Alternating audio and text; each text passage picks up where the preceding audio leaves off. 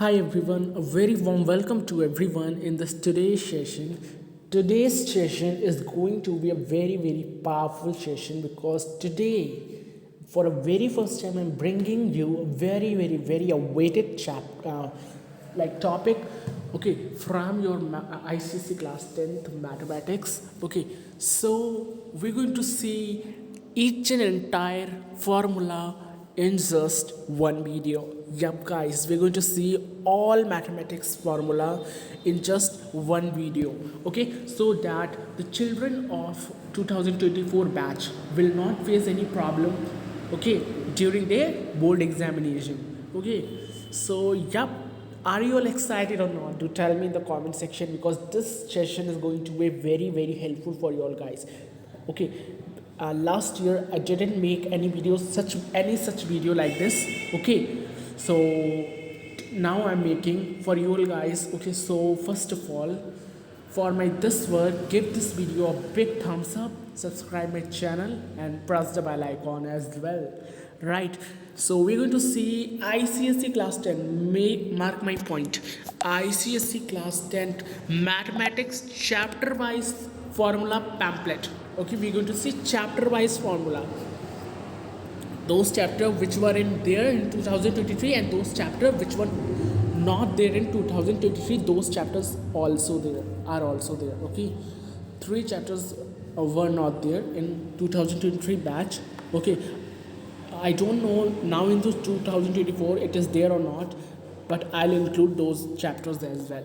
Okay, now one more thing, those chapters which are not in serial wise, like I have taken chapter 1 2 then chapter 5 directly, not 3 4. Okay, 3 because 3 was excluded, that I cover later on, and the fourth one is the linear inequalities which do not contain any such formula like this. Okay, so don't bother about it. But I made each and every chapter formula, those chapters which were not in 2023 batch, those as well as some chapters which do not contain any such formula. Okay, so I do not take those formulas as well, or those chapters as well.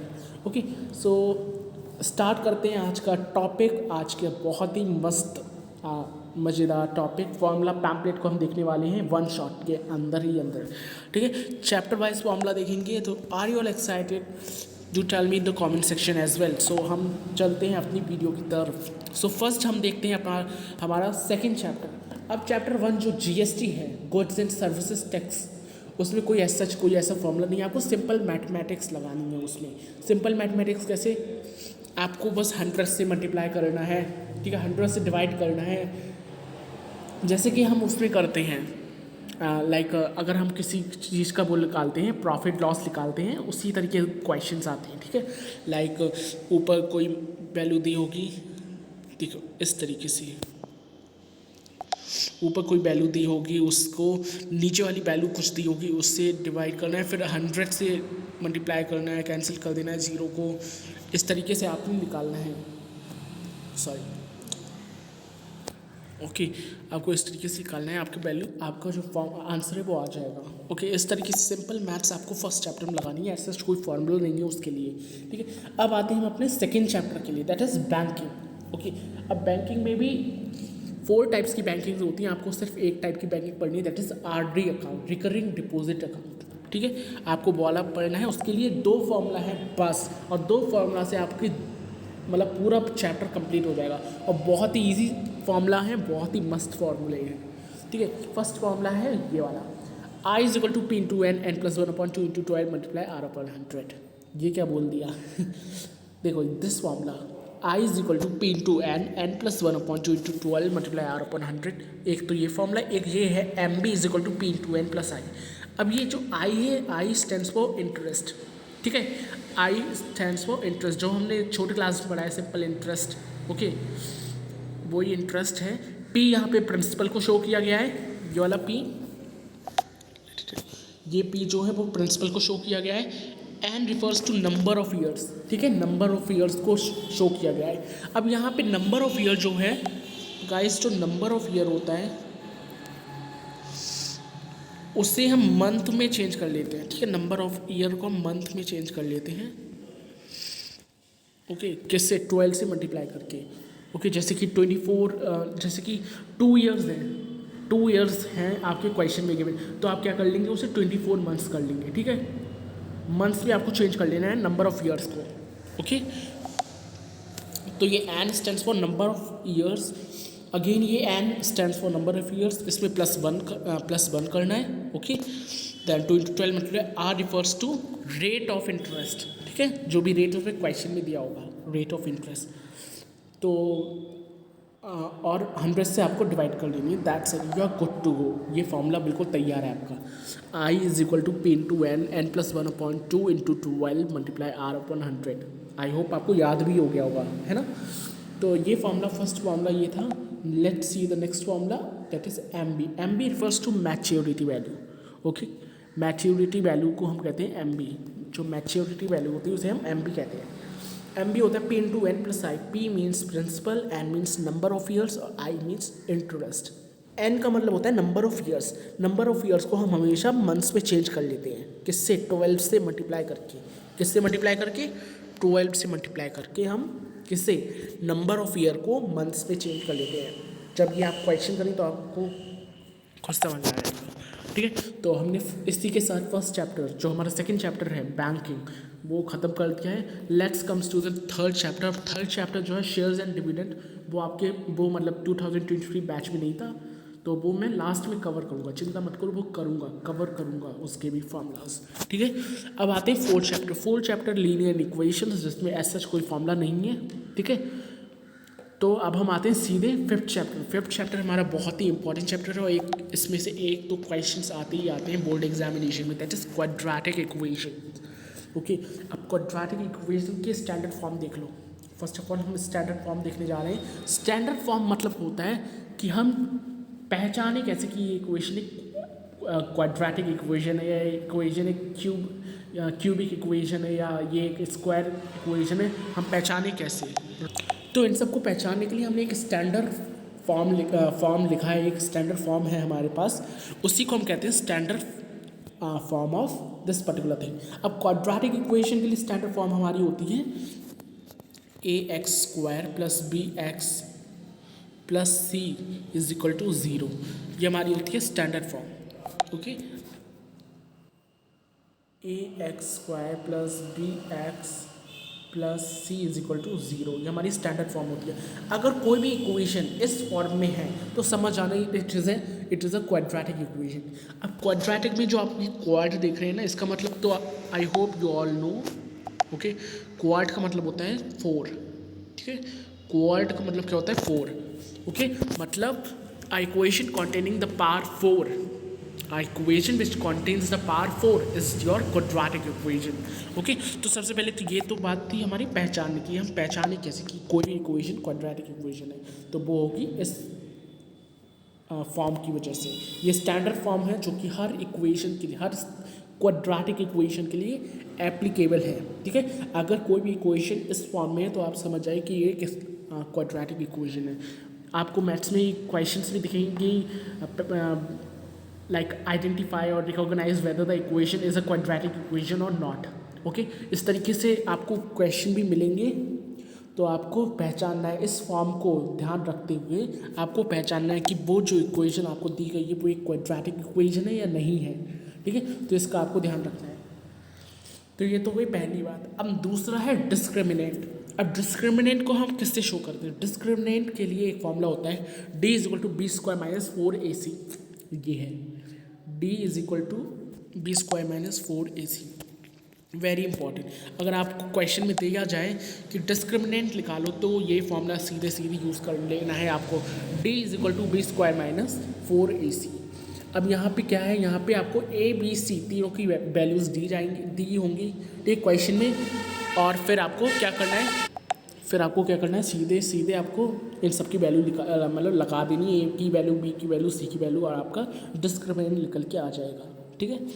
तो ये एक formula है discriminant का, d = b² - 4ac। बहुत easy है। Standard form ax² + bx + c = 0, और discriminant d = 4ac, d = b² - 4ac। Okay, so this is the formula for discriminant. अब हम देखते हैं थर्ड चीज़, तीसरी चीज़ क्या कह रही है। तीसरी चीज़ कह रही है आपकी, जब रूट रियल और इक्वल होते हैं, रियल और इक्वल होते हैं जब रूट, तो आपको क्या करना है, कौन सा फॉर्मूला लगाना है, b² - 4ac = 0। ये जो फॉर्मूला है ये डिस्क्रिमिनेंट से ही निकला है, ठीक है, ये जो फॉर्मूला निकला है ये डिस्क्रिमिनेंट से ही निकला है। तो आपको अगर आपके रूट्स रियल और इक्वल हैं तो आपको ये वाला फॉर्मूला लगाना है, दैट इज b² - 4ac = 0, ठीक है। और अगर आपके रूट्स रियल और अनइक्वल हैं, ठीक है, रियल है पर अनइक्वल है, इक्वल नहीं है, तो आपको क्या लगाना है, b² - 4ac << 0, ठीक है। And if the roots are imaginary है, रियल नहीं है, देन b² - 4ac > 0, ठीक है। तो इस तरीके से आपको ध्यान रखना है इन फॉर्मूलाज को। एक दो बार अगर आप पढ़ेंगे, इन्हें क्वेश्चंस में यूज़ करेंगे, you will learn, automatically you will learn, okay. तो ये तो हमारा था 5th चैप्टर का ये फॉर्मूला। अब आते हैं सबसे ज़्यादा इम्पॉर्टेंट फॉर्मूला, जो कि 100% डैम श्योर आप लिख कर ले लो मुझसे, 100% एक क्वेश्चन आपको लॉन्ग क्वेश्चन दोगे, शॉर्ट नहीं, 3 to 4 मार्क्स का, इवन 5 मार्क्स का, 4 to 5 मार्क्स का क्वेश्चन मिलेगा ही मिलेगा इस फॉर्मूले से, पक्का। हर साल एक क्वेश्चन आता ही आता है बोर्ड एग्जामिनेशन में, हर साल आप प्रीवियस ईयर क्वेश्चन पेपर उठाकर देख सकते हैं, हर साल एक क्वेश्चन आपको मिलेगा क्वाड्रेटिक इक्वेशन, चाहे इनसे आए या ना आए, मैं ये नहीं कह रहा हूँ, इनसे आएगा तो शॉर्ट में आएगा, लॉन्ग में नहीं आ सकता, ठीक है। इनसे आ भी सकता है, नहीं भी आ सकता है, ओके। बट अगर आपने ये छोड़ दिया, आप 4 से 5 नंबर आप खो देंगे, अगर आपने ये फॉर्मूला छोड़ दिया। बहुत इंपॉर्टेंट फॉर्मूला है, this is extremely important, okay. So इस फॉर्मूला को तो आपको बिल्कुल नहीं भूलना है, याद करके ही रहना है, very important, very very very important, बहुत इंपॉर्टेंट है ये फॉर्मूला, ठीक है। ये क्या कहता है, x = -b ± √b² - 4ac/2a, that's it, you are good to go, okay. I'm sorry, the road is going on. Okay, means बहुत ज़्यादा ट्रैफिक है, that's why the sounds will come. Okay, you have to ignore the sounds. Okay. Okay, तो आपको ये formula याद रखना है, आपके दिमाग में ये होना चाहिए, ठीक है, बहुत इंपॉर्टेंट है, this is extremely important. x = -b ± √b² - 4ac/2a, बहुत ईजी है और याद हो जाएगा आपको। तो अब हम इसके साथ हमने 5th चैप्टर हमने कंप्लीट कर लिया अपना। Let's comes to 7th chapter, very important chapter, ratio and proportion, okay. अब ये ratio proportion you have seen in 8th class, I hope, okay, आपने 8th क्लास में से पढ़ा होगा, 9th में आई डोंट थिंक ये है, ओके, और 10th में आप फिर से इसे पढ़ेंगे, बट थोड़ा सा एक्सपेंडेड फॉर्म में, ठीक है, थोड़ा सा एक्सपेंडेड फॉर्म में आपको पढ़ना है। सबसे पहले हम देखते हैं रेशियो। रेशियो होते हैं हमारे 6 टाइप्स के, ओके, 6 टाइप्स के हमारे रेशियो होते हैं। फर्स्ट है हमारा compound ratio, okay, compound ratio. Compound ratio में आपको क्या करना है, ये भी शॉर्ट क्वेश्चन है, ठीक है, 1 से 2 मार्क्स का आपको पूछा जाता है, 2 से 3 मार्क्स का। तो आपको क्या करना है, 2:3 and 3:4 are compound ratio, so 2 × 3 × 3 × 4, मतलब क्या कहा गया है, कंपाउंड रेशियो। अगर आपसे क्वेश्चन है कि find the compound ratio of this, okay, find the compound ratio of this, तो आपको क्या करना है, सीधे रेसिप्रोकल कर देना है, मल्टीप्लिकेशन कर देना है, ऐसे देखो, 2 की मल्टीप्लिकेशन कर देनी है 3 में और 3 की मल्टीप्लिकेशन कर दी है 4 में, दैट्स इट, आपका कंपाउंड रेशियो निकल आया, ठीक है। आपको क्या करना है, 2 की मल्टीप्लिकेशन 3 में और 3 की मल्टीप्लिकेशन किस में कर देनी है, 4 में।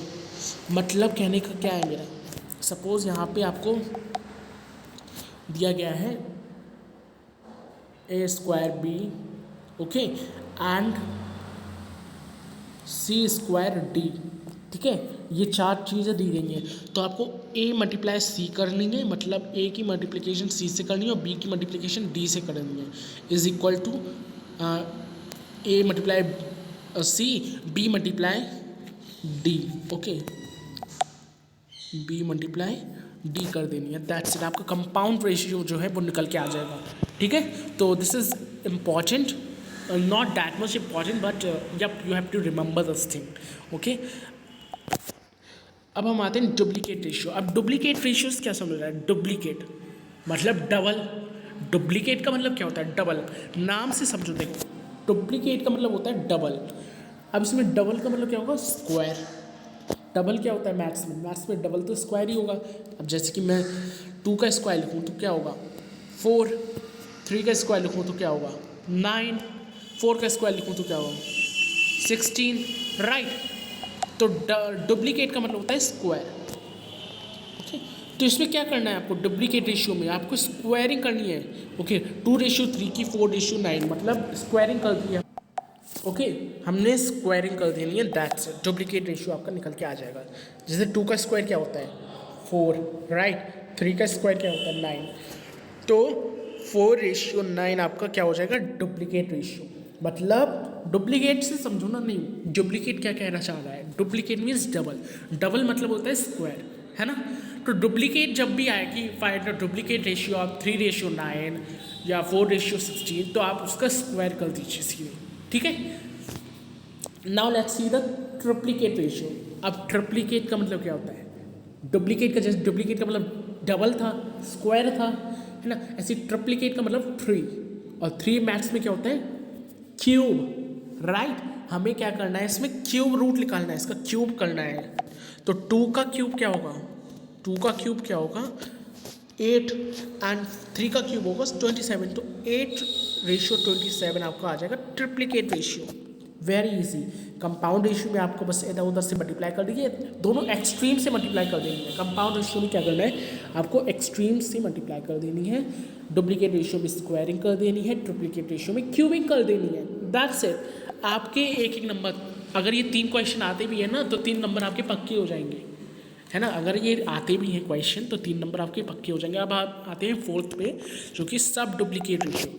अब सब डुप्लीकेट रेशियो जैसे कि इसमें बताया गया है 9:16 का क्या हो गया 3:4, मतलब जो इससे सिंपलेस्ट फॉर्म में तोल देना है आपको, ठीक है। इससे सिंपलेस्ट फॉर्म में तोल देना, जैसे 9 का हमारा क्या स्क्वायर क्या होता है 3 होता है, मतलब 3 का स्क्वायर 9 होता है। ओके, तो हमें इसे क्या कर देना है, सिंपलेस्ट फॉर्म में तोड़ देना है। देखो 9 को अगर हम सिंपलेस्ट फॉर्म में तोड़ेंगे, मतलब अगर 9 का हम फैक्टर करेंगे तो क्या होगा 3 आएगा, तो हमें 3 लिख देना है। 16 का फैक्टर करेंगे 4 आएगा, 4 लिख देना है। ओके, इस तरीके से। अब जैसे कि 5:25 कर देना है। ओके, तो नॉट 5, सॉरी, जस्ट वेट, 10 लिख देते हैं, चलो 10:25 कर दिया है ना। तो 10 का क्या होगा,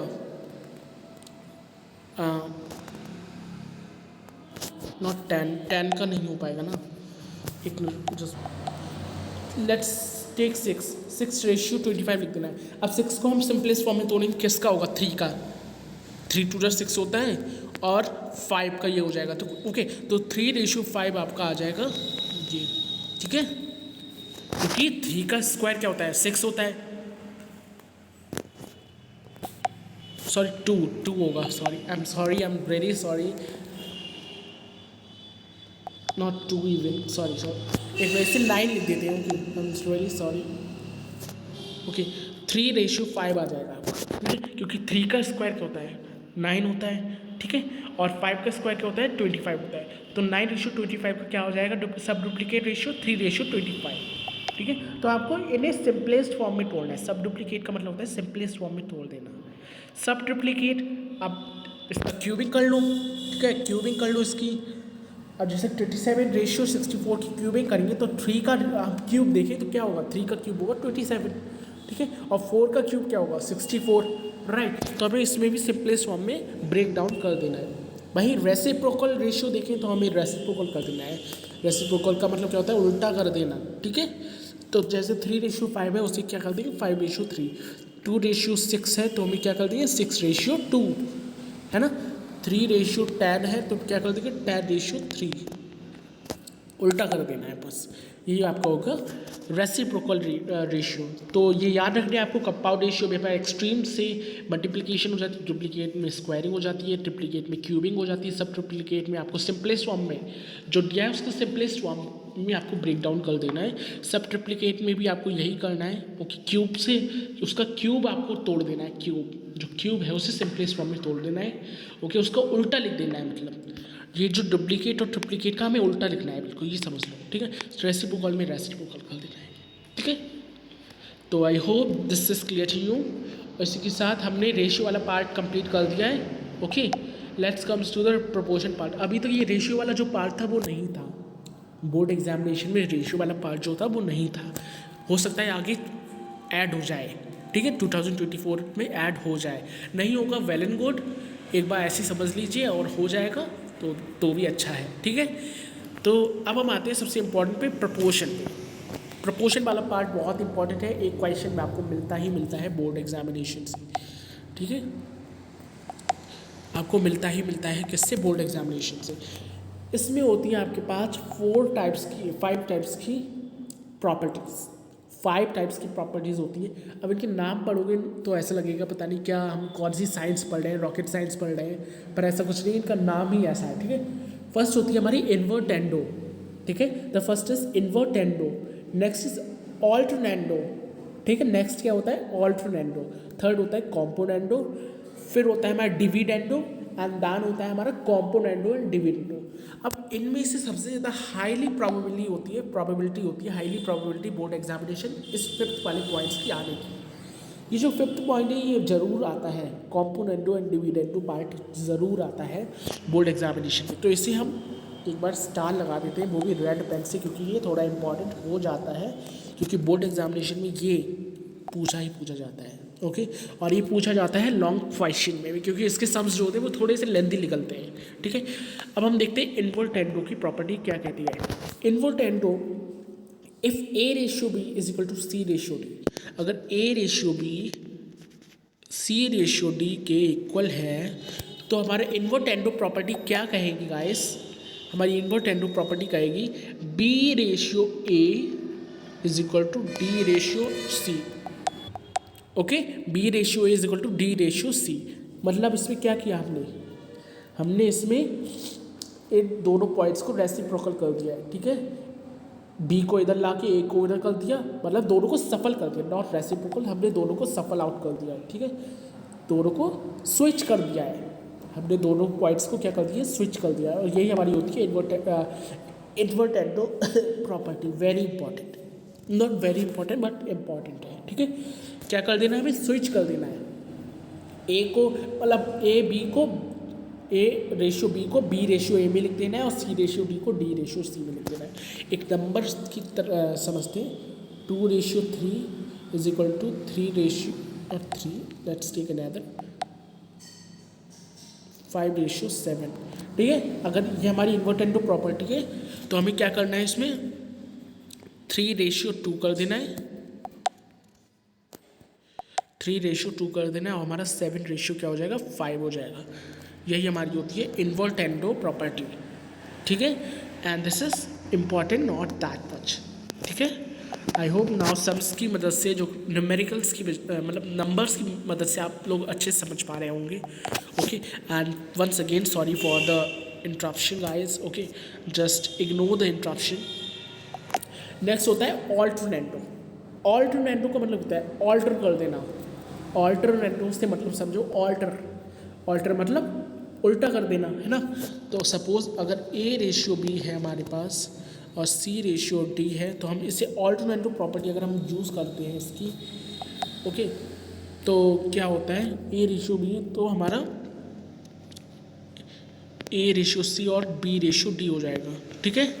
इस तरीके मतलब ये वाला पॉइंट इससे ऐड हो जाएगा और ये वाला इससे ऐड हो जाएगा, ठीक है। न्यूमेरिकल्स की मदद से समझे तो 3:6 इज इक्वल टू 7:9, ठीक है। तो अब इसे ऑल्टरनेटिव प्रॉपर्टी में अगर हम शो करें तो हमारा क्या होगा, 3 जो है वो किससे, 7 से हो जाएगा, ओके, और 6 जो है वो हमारा 9 से हो जाएगा, ओके। हम रेशियो को, ये तो पता होगा, रेशियो को हम ऐसे भी लिखते हैं 3/7 मल्टीप्लाई 6/9, ठीक है, ये तो पता ही होगा। I hope you know this.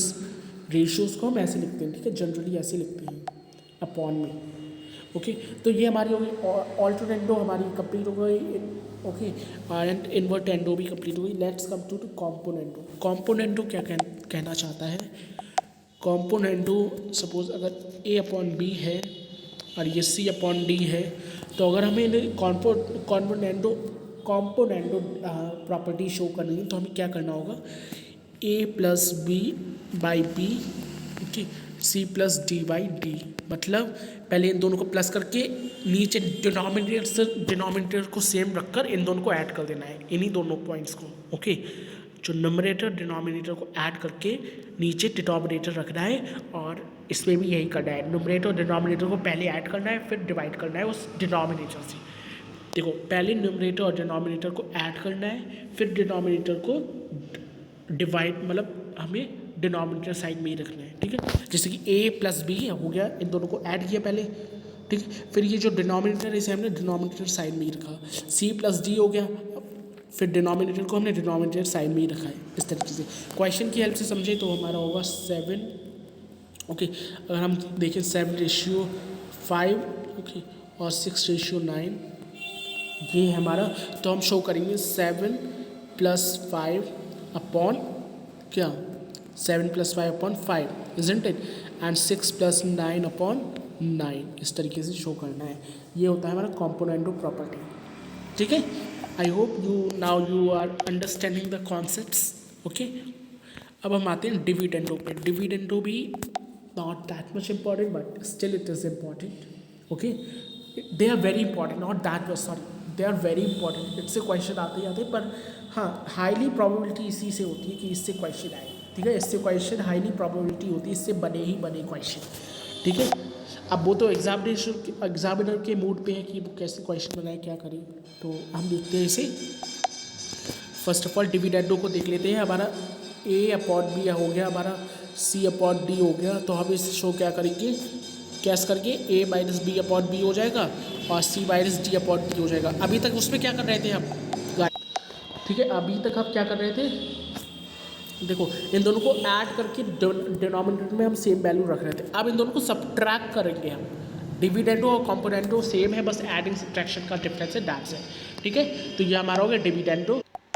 Okay, I hope dividendo is also clear to you. अब हम आते हैं सबसे इम्पॉर्टेंट, मतलब जहाँ से हाईली प्रोबेबिलिटी है क्वेश्चन आने की ही, ठीक है, कॉम्पोनेंटो एंड डिविडेंडो वाले पार्ट से। कॉम्पोनेंटो एंड डिविडेंडो मतलब अब हमें क्या करना है, इन दोनों को मर्ज कर देना है, कॉम्पोनेंटो पार्ट को और डिविडेंडो पार्ट को, दोनों को मर्ज कर देना है। कैसे होगा, just wait, I will tell you. a/b = c/d है अगर, ठीक है। अगर हमें इसे कॉम्पोनेंटो और डिविडेंडो में शो करना है, मतलब दोनों को हमें मर्ज कर देना है, समझ रहे हो। a + b upon a - b = c + d upon c - d। एक बार दोनों को प्लस करना है, फिर अपॉन में एक बार दोनों को माइनस करना है, इक्वल टू एक बार तो इन दोनों को प्लस करना है, ओके, और एक बार इन दोनों को माइनस करना है। मतलब इन दोनों को पहले प्लस माइनस करना है, फिर इक्वल टू इन दोनों को पहले प्लस माइनस करना है, समझे। तो यहाँ से क्वेश्चन आने की हाईली प्रोबेबिलिटी है, क्वेश्चन आएगा ही आएगा। ओके, एक बार दोनों को उनके न्यूमरेटर और डिनोमिनेटर को एक बार प्लस करना है, फिर अपॉन में एक बार माइनस करना है, = नेक्स्ट वाला जो नेक्स्ट पार्ट है, ये वाला पार्ट है, ये वाला, इसको फिर एक बार प्लस करना है और एक बार डिवाइड में माइनस करना है, ठीक है। अगर हम क्वेश्चन की मदद से समझें तो सपोज ये हमारा, ये मैं अच्छे से समझा देता हूँ। ओके, सपोज ये हमारा 2:3 9:3 है, 2:3 9:4 है, ठीक है। अगर हमें कॉम्पोनेंटो और डिविडेंडो वाली प्रॉपर्टी शो करना है तो क्या करना पड़ेगा हमें, 2, ये a है, ये b है, ये c है, ये d है, समझ आई, a b c d, समझ आई। अब a + b मतलब 2 + 3 अपॉन a - b मतलब 2 - 3, समझ आई बात, = c + d, c मतलब 9 प्लस d मतलब 4 अपॉन c - d, ठीक है। c मतलब 9 - 4, ये होता है हमारा कॉम्पोनेंटो और dividendo property.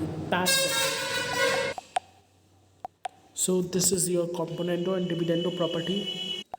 Okay, so 2 + 3 upon 2 - 3, okay, and 9 + 4 upon 9 - 4, इन दोनों को सॉल्व कर देना है और आपका आंसर आ जाएगा कॉम्पोनेंटो एंड डिविडेंडो वाले पार्ट में।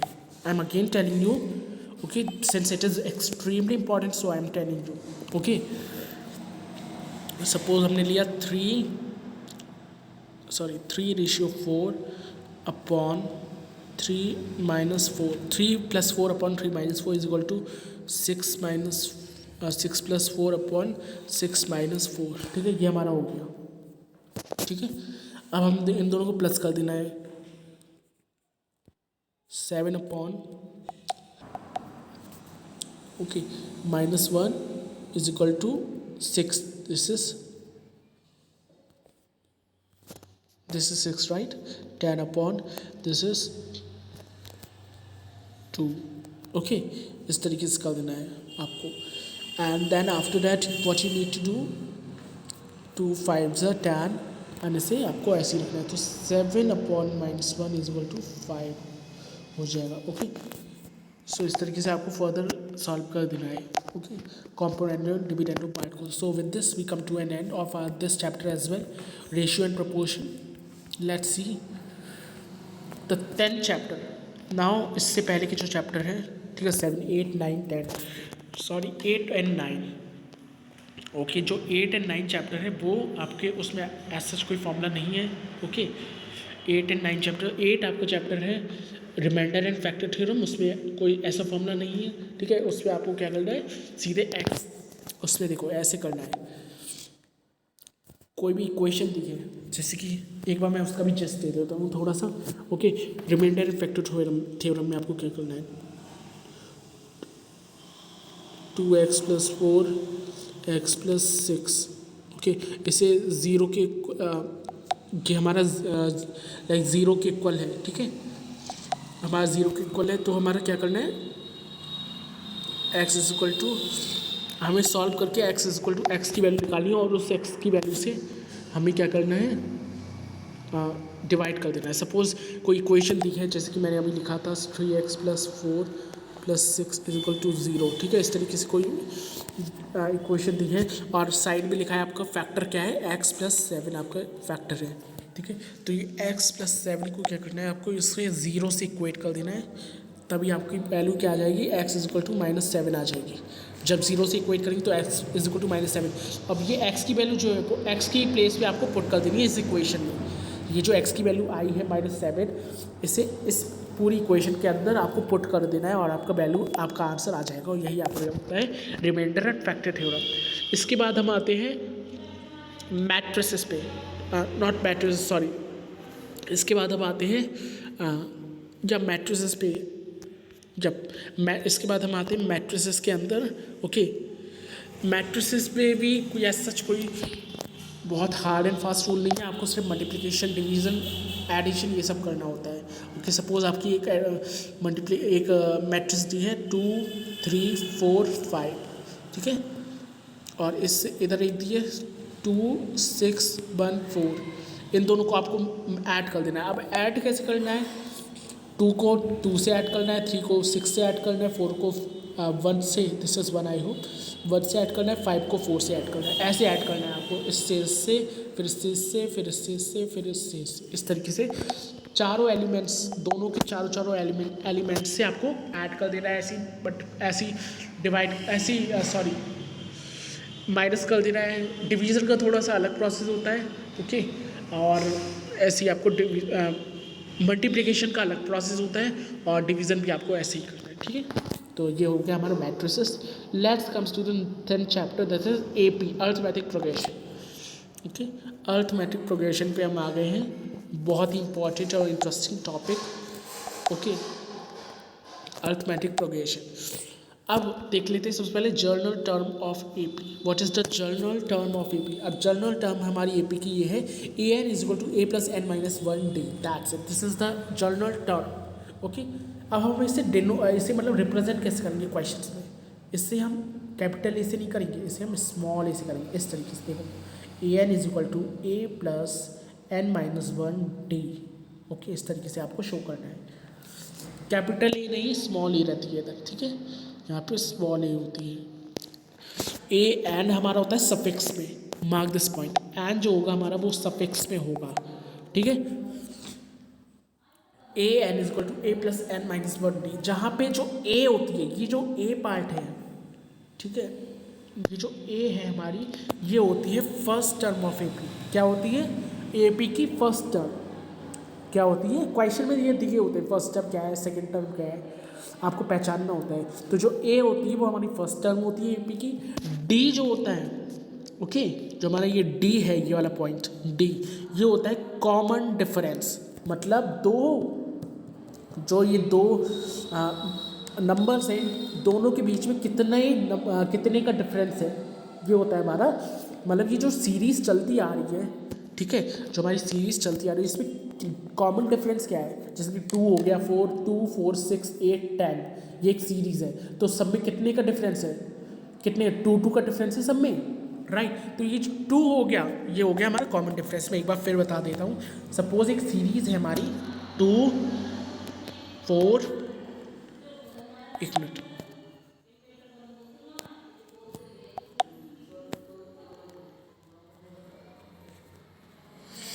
इस तरीके से एक सीरीज़ दी है। अब दो देखो, इस सीरीज़ में कॉमन डिफरेंस क्या है, 2 और 4 में कितने का डिफरेंस है, 2 का, 4 और 6 में कितने का डिफरेंस है, 2 का, 6 और 8 में कितने का डिफरेंस है, 2 का, ठीक है, 8 और 10 में कितने का डिफरेंस है, 2 का, सब में 2 का डिफरेंस है ना। तो कॉमन डिफरेंस जो होगा, जो कॉमन डिफरेंस होगा वो क्या होगा, 2 होगा। Common difference is equal to 2, क्योंकि सब में कितने का डिफरेंस आ रहा है, 2 का डिफरेंस आ रहा है, इजंट इट। तो यही हमारा होता है common difference. Okay, I hope now the thing is clear to you. Okay, और ये हमारा जो ए एन होता है, जो हमारा ए एन होता है वो होता है nth term of A P. A N is the nth term of your A P.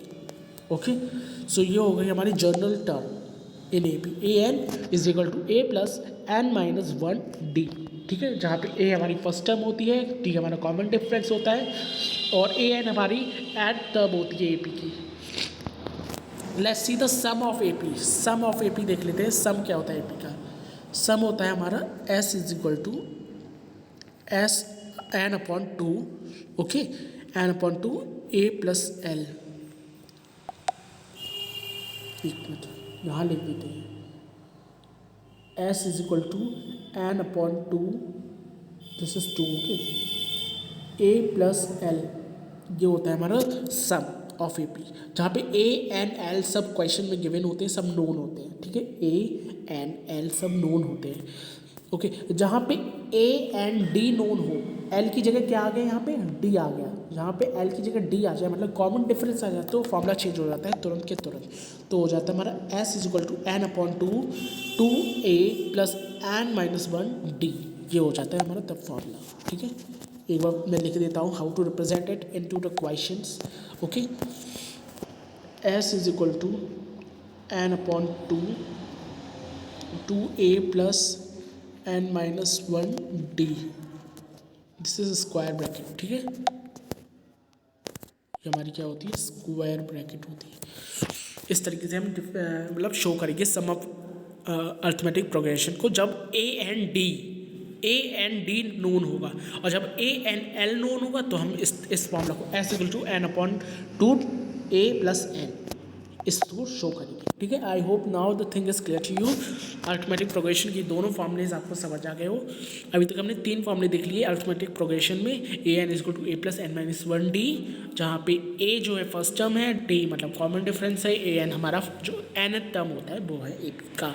Sum of A P हमने देख लिया, S is equal to N upon 2 D, S N upon 2 A plus L, sorry, जहाँ पे जब A N L हमारे पता होते हैं क्वेश्चन में, तब हम इस फॉर्मूला को यूज़ करते हैं। जहाँ पे ए एन और डी नोन हो जाए वहाँ पे हम तुरंत के तुरंत फॉर्मूला को चेंज कर देते हैं, हमारा तब फॉर्मूला हो जाता है ये वाला। Okay, I hope now the things are clear to you. Let's move further. अब सी देखते हैं, जब हमारा किसी भी 3 कॉन्सिक्यूटिव टर्म का, ए पी में 3 कॉन्सिक्यूटिव टर्म्स का सम होता है, तब हम कौन सा फॉर्मूला यूज़ करते हैं। कॉन्सिक्यूटिव का मतलब होता है लगातार, ठीक है, कॉन्टिन्यूस चलता जा रहा है वो, जैसे कि 1 2 3 4 होते ना, without any break and without any gap, उन्हें हम कहते हैं 3 कॉन्सिक्यूटिव नंबर का जब सम होता है तो हमारा फॉर्मूला हो जाता है A minus D comma A plus A plus D, A minus D comma A plus D, ठीक है, A minus D A comma A plus D, ये होता है हमारा फॉर्मूला। तब समझ आई।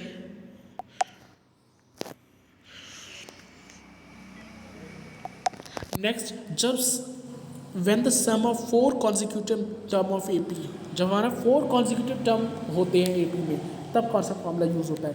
तब हमारा यूज़ होता है ये वाला formula, a minus 3d a plus d a plus a minus 3d a minus d a plus d a plus 3d। ठीक है, एक बार a माइनस 3d, फिर a माइनस d, फिर a प्लस d, फिर a प्लस 3d। ठीक है, तो ये जो फॉर्मूलाज हैं आपको लर्न करने पड़ेंगे। ओके, क्योंकि यहाँ पे मिनट्स में हर एक क्वेश्चन में चेंज हो रहा है फॉर्मूला, तो यहाँ पे बहुत सारे फॉर्मूलाज हैं। अब देखो यहाँ पे जब 5 कॉन्जिक्यूटिव टर्म्स होते हैं AP में, तो कौन सा फॉर्मूला लगेगा? तो लगेगा a minus 2d a plus d then a plus d then a plus 2d, ये फॉर्मूला लगेगा। ओके, समझ आ रही है बात को? जब 5 कॉन्जिक्यूटिव टर्म्स होते तब कौन सा फॉर्मूला लगेगा गाइस? तब यही फॉर्मूला लगेगा, a plus 2d a minus d a plus d और a प्लस 2d। जब 6 कॉन्जिक्यूटिव टर्म्स होते हैं AP में, तो कौन सा फॉर्मूला लगता है? a minus 5d a minus 3d a minus d a plus d a plus 3d a plus 5d। समझ आ रही है बात क्या हो रहा है? ये आपको याद करने पड़ेंगे, a minus 5d, okay, then a minus 3d, then a minus d, then a plus d, then a plus 3d, then a plus 5d। जब हमारे 6 कॉन्जिक्यूटिव टर्म्स होते हैं AP में। ओके, तो ये तो हमारी कॉन्जिक्यूटिव टर्म्स की बात हो गई। जब डिफरेंट कॉन्जिक्यूटिव टर्म्स आएंगे, 5 आएंगे तो ये फॉर्मूला लगेगा, 6 आएंगे तो ये फॉर्मूला लगेगा, 4 आएंगे तो ये फॉर्मूला लगेगा, राइट। अब हम देखते हैं mean, arithmetic mean. Arithmetic mean बहुत ईजी है। Okay, a plus B by 2, that's it. Suppose A की वैल्यू हमारी दी गई है 2, बी की वैल्यू दी गई है 6, तो हम इन दोनों को ऐड कर देंगे, 2 plus 6 by 2, okay, that is 8 by 2, और हम फिर इन्हें डिवाइड कर लेंगे 4, and the answer would be 4। Okay, 4 आ जाएगा फिर आंसर। इस तरीके से आपके अर्थमेटिक मीन निकलते हैं। ठीक है, तो जहाँ पे पॉसिबल है मैं वहाँ पे आपको क्वेश्चंस भी करा के दिखा रहा हूँ, जैसे कि आपको समझ आए। अर्थमेटिक मीन को मैंने क्वेश्चन करा दिया। Okay, a plus B upon 2, isn't it? Suppose a कुछ वैल्यू दी गई है, b कुछ वैल्यू दी गई है, तो दोनों को ऐड करके 2 से डिवाइड कर देंगे, तो हमारा वो हो जाएगा अर्थमेटिक मीन। अर्थमेटिक मीन मतलब वही sum of observation upon number of observation, isn't it? पर इसमें अलग है, इसमें अर्थमेटिक मीन अलग है। इसमें है a plus B upon 2। Okay, इसमें मीन क्या है? a plus B upon 2। I hope now you know the concept of all the things. एक बार आप ये ज़रूर देख लीजिए, ये और ये C पॉइंट, ये C पॉइंट के सारे फॉर्मूले हैं। ओके, और ये एक बार जनरल टर्म, इसमें सारे टर्म्स देख लीजिए, एक बार पूरा चैप्टर एक बार गो थ्रू कीजिए। Okay, so that's it, and let's move to the next chapter, 12th chapter. ठीक है, अब 11th चैप्टर आपका है नहीं, ज्योमेट्रिक प्रोग्रेशन, उसके मैं बाद में कराऊंगा। ओके, अब हम सीधे कोऑर्डिनेट ज्योमेट्री पे आ गए हैं। This unit is associated with coordinate geometry, जो कि बहुत ही इंपॉर्टेंट पॉइंट होता है, एज वेल एज बहुत ही ज़्यादा इंटरेस्टिंग पॉइंट भी होता है। इस पे देखो, ये होते हैं फ्री के नंबर।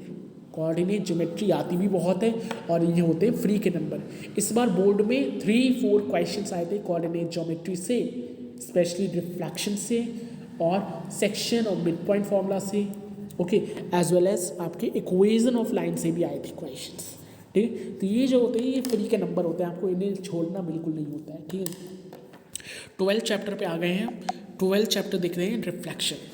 ठीक है, रिफ्लेक्शन क्या है? What is reflection? रिफ्लेक्शन आपने फिजिक्स में पढ़ा होगा ना। रिफ्लेक्शन क्या है? कोई भी लाइट रे अगर बैंड हो जाती है, वो रिफ्लेक्ट कर देती है, राइट। लाइट रे जब एक मीडियम से दूसरे मीडियम जा रही है, तो वो थोड़ी सी टिल्ट हो जाएगी, रिफ्लेक्ट बैक हो जाएगी। ओके, तो वो रिफ्रैक्टेड रे हो जाती है, जो पीछे चली जाती है। जो आगे चली जाती है वो इंसिडेंट रे हो जाती है। ठीक है, सॉरी, जो जा रही होती है वो इंसिडेंट रे होती है, जो उस सेकंड फेज में चली जाती है, मतलब सेकंड मीडियम चली जाती है, वो रिफ्लेक्टेड रे हो जाती है, राइट। तो ये आपने आई होप पढ़े होंगे। अब यहाँ पे कुछ अलग है, यहाँ पे कोऑर्डिनेट वाला रिफ्लेक्शन बताया गया है आपको। फर्स्ट है हमारा रिफ्लेक्शन इन एक्स एक्सिस। अगर एक्स एक्सिस से रिफ्लेक्शन हो रहा हो, तो बाई हमारा ज़ीरो हो जाएगा। समझो, अगर एक्स एक्सिस से रिफ्लेक्शन हो रहा हो तो बाई हमारा ज़ीरो हो जाएगा। तो हम एक्स कॉमा बाई तो ऐसे लिखेंगे, पर एक्स कॉमा बाई जब हम रिफ्लेक्शन करेंगे एक्स एक्सिस से तो हमारा बाई चेंज हो जाएगा। ओके, एक होता है हमारा कोऑर्डिनेट, एक होता है हमारा ऑर्डिनेट। ओके, एक होता है हमारा एब्सिसा, एक होता है हमारा ऑर्डिनेट। ओके, तो एब्सिसा तो सेम रहेगी पर ऑर्डिनेट चेंज हो जाएगा, ये होता है हमारा ऑर्डिनेट। ओके, तो जो बाई है वो किसकी आ जाएगी, माइनस की बाई आ जाएगी। ठीक है, यहाँ पे प्लस की है, ये आ जाएगी माइनस की बाई। अगर यही रिफ्लेक्शन बाई एक्सिस से हो तो हमारी एक्स चेंज हो जाएगी। मतलब जिससे रिफ्लेक्शन हो रहा है, समझो, जिससे रिफ्लेक्शन हो रहा है उससे छोड़ के दूसरा वाला टर्म जो है वो उल्टे साइड का हो जाएगा। समझ आ रही है बात? जिससे रिफ्लेक्शन हो रहा है उसका दूसरा वाला टर्म है, ओके, जो दूसरी वैल्यू है वो माइनस में चली जाएगी। जैसे कि इसमें एक्स एक्सिस में रिफ्लेक्शन हो रहा था तो हमारी बाई हो गई उल्टी, बाई नेगेटिव की हो गई। एक्स में जब रिफ्लेक्शन हो रहा है तो हमारी बाई नेगेटिव की हो गई। ऐसे ही जब बाई में रिफ्लेक्शन होगा तो हमारी एक्स जो है वो नेगेटिव हो जाएगी। समझ आ रही है बात? जिसमें रिफ्लेक्शन हो रहा है उसका ही अपोजिट वाला पॉइंट हमारा अपोजिट साइन का हो जाएगा। जैसे कि एक्स एक्सिस में रिफ्लेक्शन होगा तो बाई हमारी अपोजिट हो जाएगी, बाई हमारी नेगेटिव साइड की हो जाएगी। अगर बाई एक्सिस में रिफ्लेक्शन होगा तो एक्स हमारी नेगेटिव साइड की हो जाएगी। ठीक है, अब तब क्या, जब हमारे ऑरिजिन से हमारा रिफ्लेक्शन हो रहा हो, ऑरिजिन होता है हमारा ये वाला पॉइंट, ऑरिजिन होता है हमारा दिस पॉइंट, जो ये पॉइंट होता है हमारा, जिसे हम कहते हैं ऑरिजिन। ओके, इस पॉइंट को हम कहते हैं ऑरिजिन, जो बिल्कुल मिडिल पॉइंट होता है। जब ऑरिजिन से हमारा रिफ्लेक्शन हो रहा हो तो जो दोनों के साइन जो है वो नेगेटिव हो जाते हैं, दोनों के साइन चेंज हो जाते हैं। ओके, जैसे कि ये पॉजिटिव में है फर्स्ट वाला तो ये दोनों नेगेटिव हो जाएंगे। ओके, समझ आ रही है बात? जैसे कि अगर सपोज आपके ये दोनों नेगेटिव होते हैं तो ये जब हम ऑरिजिन से रिफ्लेक्शन कराते हैं तो हमारे क्या हो जाते हैं, दोनों पॉजिटिव हो जाते हैं। ठीक है, जब हम ऑरिजिन से रिफ्लेक्शन फ्रॉम ऑरिजिन, इन्हें शो ऐसे करते हैं, देखो, reflection from x axis, okay, reflection from by axis, reflection from origin, इस तरीके से शो करते हैं। ठीक है, जब एक्स एक्सिस से रिफ्लेक्शन हो रहा हो तो हमारा एक्स तो सेम रहेगा पर वाई जो है वो हमारा नेगेटिव साइन का हो जाएगा। बाई से रिफ्लेक्शन हो रहा हो तो हमारा बाई तो सेम रहेगा पर हमारा जो एक्स है वो नेगेटिव साइन का हो जाएगा। अब ऑरिजिन से हमारे दोनों ही नेगेटिव साइन के हो जाएंगे। बात समझ आ रही है कि नहीं आ रही? वेरी इंपॉर्टेंट, बहुत ही अच्छा चैप्टर है, बहुत ही स्कोरिंग चैप्टर है और बहुत ही ईजी पीसी सा, बिल्कुल बच्चों वाला चैप्टर है। ठीक है, तो ऐसा नहीं है कि 10th क्लास में आ गए तो सारे मैथ्स के चैप्टर हार्ड होंगे, ऐसा कुछ नहीं है। सबसे ज़्यादा इजी चैप्टर होते हैं मैथ्स की 10th क्लास की मैथ्स में, if you talk in IGSE। ठीक है, let's see the 13 and 14 chapter, section and mid point formula as well as equation of a line. ठीक है, अब हम देखते हैं सेक्शन और mid point formula as well as equation of line. अब सेक्शन फार्मूला क्या कहना चाह रहा है हम लोगों से? देखो, सेक्शन फार्मूला हमारा होता है, देखो इसे हम कैसे शो करते हैं। सेक्शन फॉर्मूला हमारा होता है x इज इक्वल टू, यहाँ पे x लगेगा। ठीक है, ओके, यहाँ पे क्या होगा, x होगा। x is equal to m1x2 plus m2x1 upon m2 plus m1। Okay, और m1 प्लस m2 भी आप बोल सकते हैं। ओके, m1 प्लस m2 ज़्यादा बोले तो अच्छा रहेगा, m1 प्लस m2। ओके, यहाँ पे हो जाएगा आपका Y is equal to m1 by 2 plus m2 by 1 upon m1 plus m2। ठीक है, देखो इस तरीके से शो करना है, x is equal to m1x2 plus m2x1 upon m1 plus m2। ठीक है, ये हो गया हमारा x का।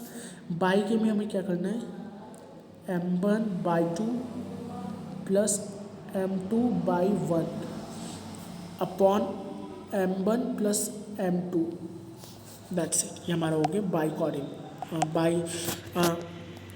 कोऑर्डिनेट। ओके, तो ये हमारा सेक्शन फार्मूला हो गया। Let's see the mid point formula. Mid point formula भी हमारा होता है ये। ओके, मिड पॉइंट फार्मूला को हम कैसे शो करते हैं, देखो इस तरीके से, m is equal to x1 plus x2 upon 2, और बाई की अगर आए तो यहाँ पे m की जगह, एक मिनट सुनो, m की जगह you could take capital x, आप कैपिटल x लीजिए। ओके, यहाँ पे कैपिटल बाई लीजिए, y 1 plus y 2 upon two, इस तरीके से आपको शो करना है। जहाँ पे एम जो है वो मिड पॉइंट है, आप एक्स लीजिए, एम चाहिए यहाँ पे एक्स लीजिए, यहाँ पे बाई लीजिए, बाई इज इक्वल टू, ठीक है। आपको एम लेने की ज़रूरत नहीं है कोई, मैं तो एक्स या बाई लेता हूँ, ठीक है, जब भी क्वेश्चन करता हूँ। तो यहाँ पे एक्स लीजिए आप, x plus x two upon two, by को लीजिए आप by one plus y two upon two, ठीक है। यहाँ पे इतना ध्यान रखिए कि जब आप ये ले रहे हैं एक्स, ये वाली एक्स हमेशा कैपिटल लीजिए, ठीक है। ये जो एक्स है कैपिटल लीजिए, यहाँ पे जो एक्स है, यहाँ पे जो एक्स है वो स्मॉल लीजिए भाई, यहाँ पे जो बाई है वो कैपिटल लीजिए, और यहाँ पे जो बाई है वो स्मॉल लीजिए, ठीक है। यहाँ पे मैं नीट एंड क्लीन वे में लिख देता हूँ, x is equal to x one plus x two by two, okay.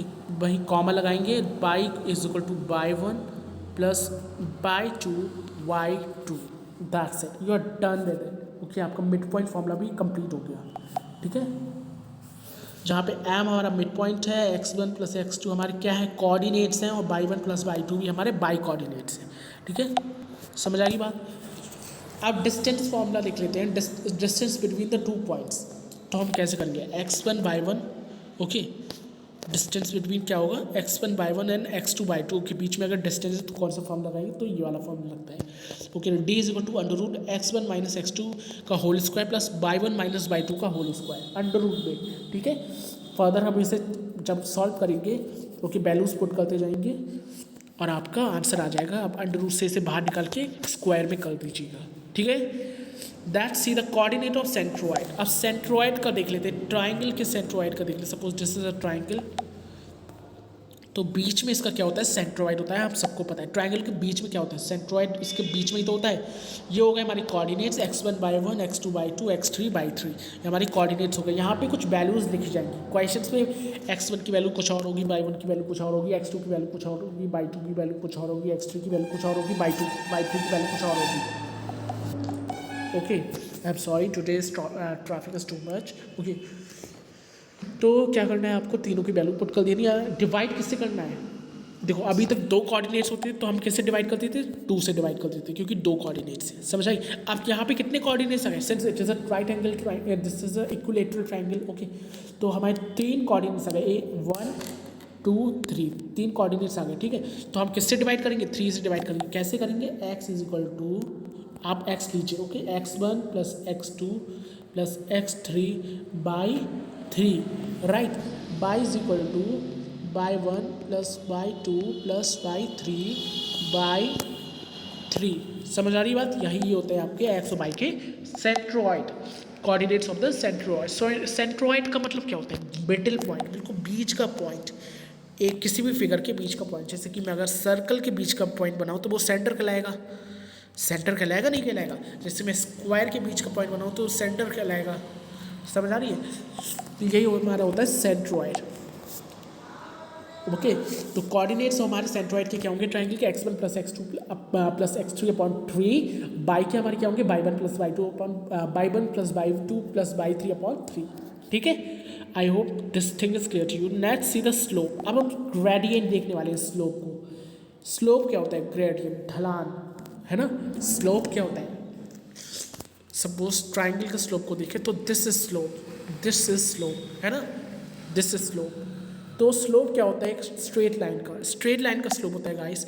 अगर हम स्ट्रेट लाइन का स्लोप देखें, सो this is a slope. Straight line का स्लोप होता है हमारा ये, जैसे कि ए बी में, ये हमारा क्या हो गया, स्ट्रेट लाइन का एक स्लोप हो गया, समझ आ रहे, क्योंकि ये एक तिरछी लाइन है। तो तिरछी लाइन के लिए हम स्लोप क्या करेंगे, m is equal to tan theta, सीधे वैल्यू पुट कर देंगे टैन थीटा की। थीटा ये थीटा होगा, टैन जीरो नहीं, टैन थीटा होगा, ठीक है। This would be tan theta, okay, this is tan theta, ये टैन थीटा होगा, x m is equal to tan theta. अब थीटा की जगह पे कोई भी वैल्यू दी गई होगी, क्वेश्चन में वैल्यू दी गई होगी आपको, थीटा की जगह वो वैल्यू लिख देनी है, और फिर ट्रिग्नोमेट्रिक टेबल तो आपको आती ही होगी, टैन, जैसे कि आपको किसी भी वैल्यू दी होगी किसी भी चीज़ की, ओके, तो उसकी वैल्यू आप पुट कर दीजिए उस चीज़ में, ओके, समझ आ रही बात। Let's see the slope of a straight line passing through the two given fixed point. अब हम स्लोप देखते हैं स्ट्रेट लाइन का जो कि टू फिक्स पॉइंट से पास कर रही है। तो एम इज इक्वल टू क्या हो जाएगा, by one minus Y two upon x one plus minus होता है, sorry, plus x1 minus x2 okay, by one minus Y two upon x1 minus x2। ये हमारा हो गया किसी भी स्ट्रेट लाइन जब पास करती है 2 पॉइंट से उसका स्लोप, ठीक है। m is equal to y one minus Y two upon x1 minus x2। बात समझ आ रही कि नहीं? ओके, बहुत ही इंपॉर्टेंट फॉर्मूलाज हैं, इससे आपको क्वेश्चन मिलेगा ही मिलेगा। जो फोर्थ वाला है ये थोड़ा सा अच्छे से देख लेना, इजी भी है और ज़्यादा क्वेश्चन इससे आते भी हैं, पूछे भी जाते हैं, ठीक है। नेक्स्ट अब पैरेलल लाइट्स के लिए देख लेते हैं। पैरेलल लाइट्स के लिए क्या होता है, M1 is equal to M2, very easy, इससे ज़्यादा इजी तो कुछ हो ही नहीं सकता। M1 is equal to M2 generally ये पूछा नहीं जाता है, बट फिर भी फॉर्मूला है तो याद तो करना ही पड़ेगा ना। ओके, अब जब परपेंडिकुलर लाइन आ जाती है तो परपेंडिकुलर लाइन आपको इससे शो करनी है, M1 into M2 is equal to -1, ठीक है। ये हमारी हो गई फॉर द परपेंडिकुलर लाइन, ठीक है। Let's see the next chapter, equation of a line. हमने फर्स्ट चैप्टर जो हमारा ये वाला चैप्टर था, section and mid point formula, ये हमने कंप्लीट कर लिया है विद दिस। इतने ही फॉर्मूला आते हैं इस चैप्टर में, ओके। अब हम देखते हैं equation of line, next chapter, that is the 14th chapter, ठीक है। इक्वेशन ऑफ अ लाइन में आपको क्या कौन से फॉर्मूला मिलेंगे, देखो यहाँ पे 3 टाइप्स के स्लोप फॉर्म होंगे, 3 टाइप्स की फॉर्म्स होती है। The first is slope intercept form. Slope intercept form के लिए आपको फॉर्मूला कौन सा यूज़ करना है, Y is equal to M X plus C, okay. Y is equal to M X plus C, Y is equal to M X plus C, ये एक formula है जब स्लोप इंटरसेप्ट फॉर्म में होता है। कौन से इंटरसेप्ट फॉर्म में होता है जब स्लोप, तब आपको ये फॉर्मूला यूज़ करना है, Y is equal to M X plus C. समझ आ रही बात? और अगर जो स्लोप है वो पॉइंट्स फॉर्म में होता है तो कौन सा यूज़ करना है, y minus y one is equal to m, then bracket में एक्स माइनस एक्स वन, ये होता है फॉर्मूला जब हमारा पॉइंट स्लोप फॉर्म होता है। और थर्ड टाइम हमारा हो गया जब 2 पॉइंट फॉर्म होते हैं तो कौन सा यूज़ होता है फॉर्मूला, तो भी देख लो तो कौन सा फॉर्मूला यूज़ होगा। तो हमारे यूज़ होगा by minus y one is equal to by to minus y one upon x2 minus x1, और यहाँ पे हो जाएगा आपका x माइनस x1, ठीक है। अच्छे से मैं लिख देता हूँ, जस्ट वेट। देखो इस तरीके से रिप्रेजेंट करेंगे, by minus y one is equal to by to minus y one upon x2 minus x1, और फिर ब्रैकेट में x माइनस x1, ओके। इस तरीके से शो कर देंगे, ठीक है।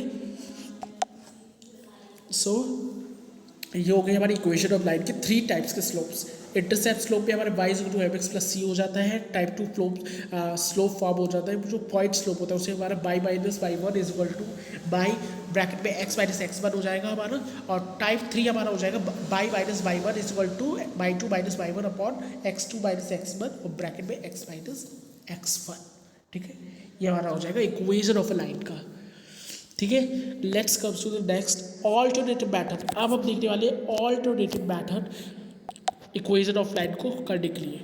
If for a line x intercept is a and y intercept is b, it's equation is, अगर देखो अगर एक्स इंटरसेप्ट के लिए कोई भी लाइन एक्स ए है, ठीक है, और बाई इंटरसेप्ट के लिए कोई भी लाइन बी है, तो हमारी इक्वेशन क्या बनेगी, तो हमारी इक्वेशन बनेगी x minus a plus x minus b is equal to one. तो हमारी इक्वेशन क्या बनेगी, x minus a plus x minus b is equal to one, ठीक है। ये हमारी इक्वेशन बनेगी, याद रखना this is an alternative way. कौन सा है ये, ऑल्टरनेटिव वे है, okay. So let's see a very important धमाकेदार चैप्टर, बहुत ही मज़ेदार धमाकेदार जो चैप्टर है, खतरनाक। ओके मेंस्ट्रुएशन पे आ जाते हैं जल्दी से फटाफट से, ठीक है। आज पूरी मैथ्स के फॉर्मूला कोड आ डालेंगे जिससे आपको कोई परेशानी नहीं हो। जब भी आपको फॉर्मूला रिवाइज करनी हो आप सीधे स्टडी स्टफ फॉर ICSE पे जाए और आपको ये वीडियो मिल जाए, वन शॉट के अंदर पूरे चैप्टर को उड़ा डालेंगे, ठीक है। अब इससे पहले के चैप्टर है जो उसमें कोई भी फॉर्मूलाज नहीं है, ओके, उसमें कोई ऐसे फॉर्मूलाज नहीं है, तो हम सीधे 20 चैप्टर पे आ जाते हैं, ओके अभी तक हमने कौन कौन से चैप्टर कर लिए, बैक के कर लिया है, लीनियर क्वाड्रेटिक इक्वेशन कर लिया है हमने, रेशियो एंड प्रोपोर्शन कर लिया है, साथ ही रिमाइंडर फैक्टर थोड़ा सा देख लिया, मैट्रिक्स देख ली थोड़ी सी हमने, अर्थमेटिक प्रोग्रेशन देख लिया, रिफ्लेक्शन देख लिया, section and mid point formula देख लिया, इक्वेशन ऑफ अ लाइन देख लिया है, साथ ही साथ हमने क्या देखा, साथ ही साथ हमने देखा है सीधे स्लेंडर कोऑर्डिनेट स्फीयर पे आ गए हम। ठीक है, अब इससे पहले की जो फॉर्मूलेज है, इससे पहले की जो चैप्टर्स है हमारी ज्योमेट्री है जो हमारी, ओके जो ज्योमेट्री, जैसे कि आपको पता है कि ज्योमेट्री में क्या करना होता है, कंस्ट्रक्शन करना होता है। ज्योमेट्री में कोई ऐसे फॉर्मूले नहीं होते याद करने के लिए। ठीक है, तो ज्योमेट्री वाला पार्ट आपको कंस्ट्रक्शन आपको मतलब प्रैक्टिस से ही आपको आएगा, तो आपको प्रैक्टिस करनी है बहुत सारी ज्योमेट्री वाली पोर्शन की। अब सीधे आ जाते हैं हम 20 चैप्टर पे, दैट इज सिलेंडर कोऑर्डिनेट्स पे, धब्बागीरा चैप्टर पे आ गए हैं हम, मेंसुरेशन वाले चैप्टर पे आ गए हैं हम। ठीक है, तो जब अब सबसे पहले चैप्टर का नेम समझो, cylinder cone and sphere. Cylinder क्या होता है, कोन क्या होता है, स्फीयर क्या होता है। ठीक है, इसमें बहुत सारे नंबरस फॉर्मूलाज हैं और बहुत ही कॉम्प्लेक्सिव फॉर्मूलाज हैं, तो आपको याद रखने की कुछ ज़रूरत है। सबसे पहले देखते हैं सिलेंडर के बारे में। What is cylinder? अरे सिलेंडर क्या है, सिलेंडर तो देखा होगा ना, गैस सिलेंडर, एलपीजी सिलेंडर तो देखा होगा ना, वही सिलेंडर होता है। अच्छा एलपीजी नहीं देखा तो पाइपलाइन तो देखी होगी ना, जो हमारे पाइप्स होते हैं वाटर पाइप्स, वो तो देखे होंगे, राइट, वो एक सिलेंडर है। ठीक है, वो भी नहीं देखा तो आपने रॉड तो देखी होगी यार अपनी, है ना। तो कई सारे फॉर्मूलाज, कई सारे हमारे स्ट्रक्चर्स होते हैं जो कि सिलेंड्रिकल फॉर्म में होते हैं। पिलर हो गया, वो भी एक सिलेंडर फॉर्म में होता है। सिलेंडर दिखता कैसा है, सिलेंडर को बताने की मुझे हालांकि कोई ज़रूरत नहीं है, पता नहीं आज क्या हो गया, ट्रैफिक को बहुत ज़्यादा शोर करता है। ठीक है, सिलेंडर हालांकि मुझे बताने की कोई ज़रूरत नहीं है, पर सिलेंडर कुछ इस तरीके का दिखता है ना। अब सिलेंडर भी दो टाइप्स के होते हैं गाइस। एक तो होता है हमारा फिल्ड सिलेंडर जो कि स्टफ होता है, अंदर से भरा हुआ होता है। एक होता है हमारा होलो सिलेंडर, उसके फॉर्मूलाज भी अलग होते हैं। ठीक है, अभी हम देख रहे हैं हमारे सॉलिड सिलेंडर का, फिर हम देखेंगे होलो सिलेंडर का। अभी मैं सिलेंडर को समझाता हूँ, सिलेंडर क्या होता है। सिलेंडर हमारा होता है इस तरीके का, ठीक है, this is what we known as cylinder. ये होता है हमारा अंदर से भरा हुआ, ठीक है, अंदर ये भरा हुआ है सिलेंडर पूरा। ये क्या है, जो हमारा सिलेंडर है वो अंदर फिल्ड है, ठीक है, भरा हुआ है। ठीक है, हमारा कौन सा सिलेंडर है, फिल्ड वाला सिलेंडर है। अब इसके फॉर्मूलाज देख लेते हैं। सबसे पहले देखते हैं area of a cross section. Cross section का मतलब क्या है, इस चीज़ का एरिया, ये जो क्रॉस सेक्शन दिख रहा है ना आपको, ये इसका एरिया। अब ध्यान से देखो गाइस, सबसे पहले ये हटा देता हूँ, दोबारा सुंदर सा सिलेंडर बनाता हूँ। हालांकि इतना सुंदर बनेगा नहीं, पर जल्दी जल्दी मैं ऐसे ही बना देता हूँ। ठीक है, अब देखो हमारा क्रॉस सेक्शन क्या है, ये वाला क्रॉस सेक्शन है, मैं इसकी बात कर रहा हूँ। This is what we known as, what we called it cross section, है ना। अभी क्रॉस सेक्शन आपको दिख रहा है कैसा है, it's is in a shape of circle, है ना। कौन सी शेप में है ये क्रॉस सेक्शन, एक सर्कल की शेप में। ऐसा कौन सा होता है, ऐसा एक सर्कल ही तो होता है, बोल कैसा भी पचका हो या कैसा भी हो, है तो एक सर्कल ही। तो इसका फॉर्मूला क्या होगा, पाई आर स्क्वायर, है ना। तो इसका फॉर्मूला क्या होता है, area of a cross section is pi are square, ठीक है, क्योंकि एक सर्कल होता है।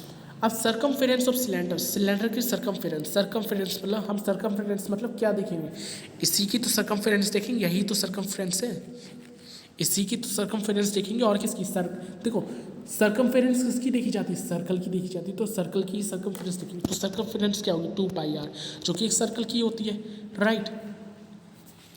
सी S A of cylinder, C S A मतलब, सी एस ए का क्या मतलब होता है, सी एस ए का मतलब होता है curved surface area. C S A stands for curved surface area. तो curved surface area of cylinder is 2 pi R H. क्या होता है, 2 पाई आर एच, ठीक है।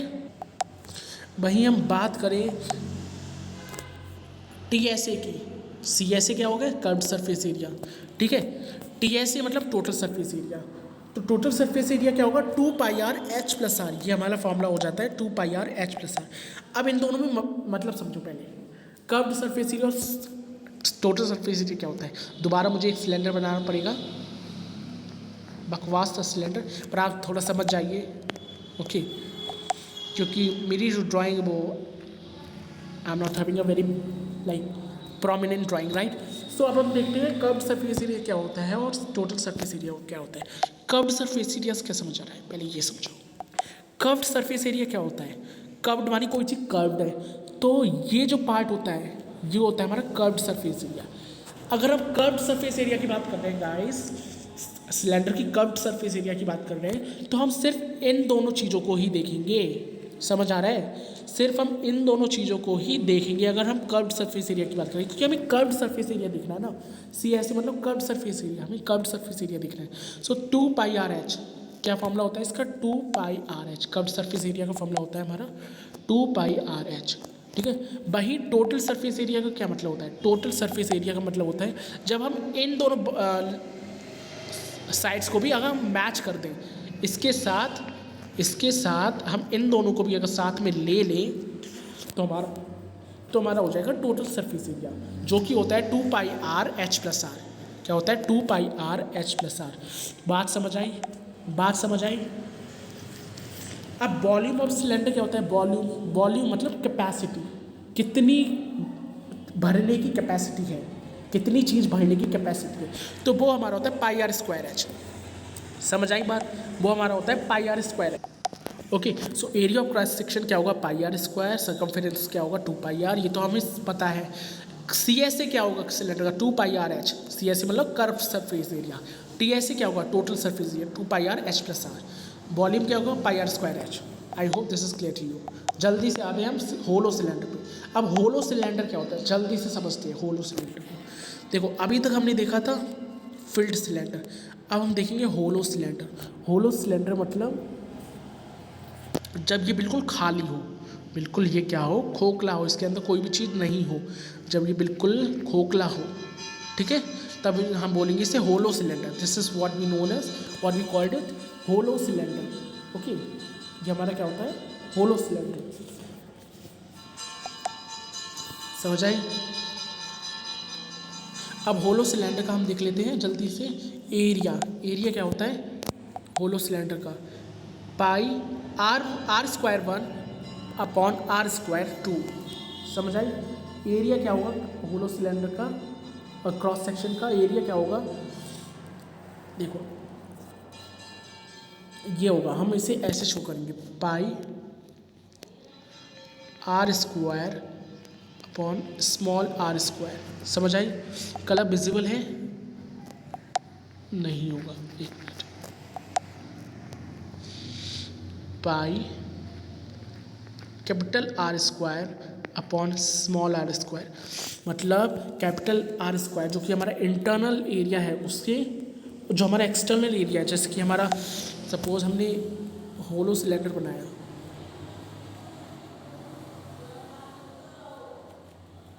ठीक है, तो हमारा जो ये यहाँ से लेके यहाँ तक का एरिया हमारा क्या हो जाएगा, यहाँ से यहाँ तक का एरिया हमारा हो जाएगा स्मॉल r। समझ आ रही बात। और यहाँ से यहाँ तक पूरा एरिया हमारा हो जाएगा कैपिटल R। तो हमारा पूरा एरिया में से थोड़ा सा एरिया मतलब घटा देना, दोनों के स्क्वायर को घटा देना, हमारा क्या हो जाएगा, एरिया आ जाएगा इनका, ठीक है। अब हम आते हैं external curved surface area. External curved surface area हम शो कर देंगे 2πr1h। किससे शो करते हैं, 2πr1h। इंटरनल को हम शो करते हैं 2πr2h। ओके, एक्सटर्नल को 2πr1h, internal curve surface area को 2πr2h। ओके, और हम फिर टोटल कर्व सरफेस एरिया को हम शो करते हैं, टोटल कर्व सरफेस एरिया को हम शो करते हैं 2πr1+r2, फिर h+r1-r2, ठीक है, 2πr1-r2। Okay, then r1+r2, then h+r1-r2, ठीक है, ये होता है हमारा फॉर्मूला। ओके, ये ज़्यादा पूछा नहीं जाता है पर फिर भी आपको याद रखना है। टोटल सरफेस एरिया क्या हो गया, 2πr1+r2 h+r1-r2। वॉल्यूम क्या हो गया, वॉल्यूम हो गया आपका πr1² -r2² πr1² और ब्रैकेट में इन्हें लेके बाहर h से मल्टीप्लाई करवा देंगे। समझ आई? होलो सिलेंडर समझ आया? अभी तक जो मैंने समझाया वो सब समझ आया? सिलेंडर और होलो सिलेंडर दोनों समझ आए? क्या होते हैं, कैसे होते हैं, हम कैसे कैलकुलेट करते हैं, सब समझ आया? वो आई होप समझ आया हो। ठीक है, कोन पे आते हैं। कोन क्या होता है? अरे भाई, छोटे थे जब आप लोग छोटे थे तब बर्थडे बर्थडे कैप मतलब बर्थडे तो आपका हुआ होगा, तब जब बर्थडे पे आपके पापा जब बर्थडे कैप लाते थे आपके लिए, ओके, आपको मुझे पता नहीं पर मुझे तो बहुत मिली है, ओके, जब आपके पापा आपको, आपके जो डैड हैं वो आपको बर्थडे कैप लाते थे, वो कैसी होती थी? ऐसी होती थी, नहीं होती थी, राइट? अच्छा, ये भी नहीं याद है? It's okay. तो आपने आइसक्रीम कोन तो खाया होगा ना, आइसक्रीम कोन तो देखा होगा ना, यहाँ ये आइसक्रीम होती है, उसके ऊपर एक स्कूप रखा होता है आइसक्रीम का, राइट? तो ये वाला जो पार्ट होता है, ये वाला जो पार्ट होता है, ये हमारा क्या होता है? कोन होता है।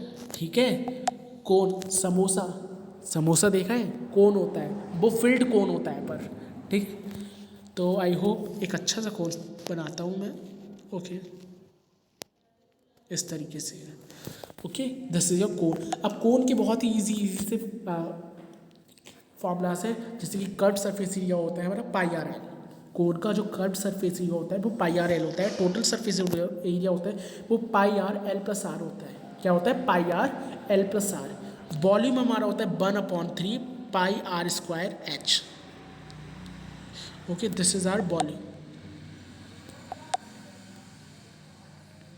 Okay, 1/3 pi are square H, ये होता है हमारा वॉल्यूम। समझ आई?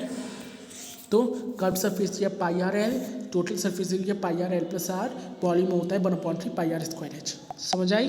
कोन हमारा हमें समझ आ गया, कोन क्या होता है? Birthday cap, okay, ice cream cone, ये हमारे सब होते हैं एग्जाम्पल कोन के। अब हम आते हैं स्पेयर पे। देखो, हमने अभी तक होलो सिलेंडर देखा, फिर कोन देख लिया हमने, कोन में 3 ही आपके फॉर्मूलाज हैं। फिर हम देख रहे हैं अब स्पेयर को, ठीक है। फिर हम देखेंगे हेमी स्पेयर को।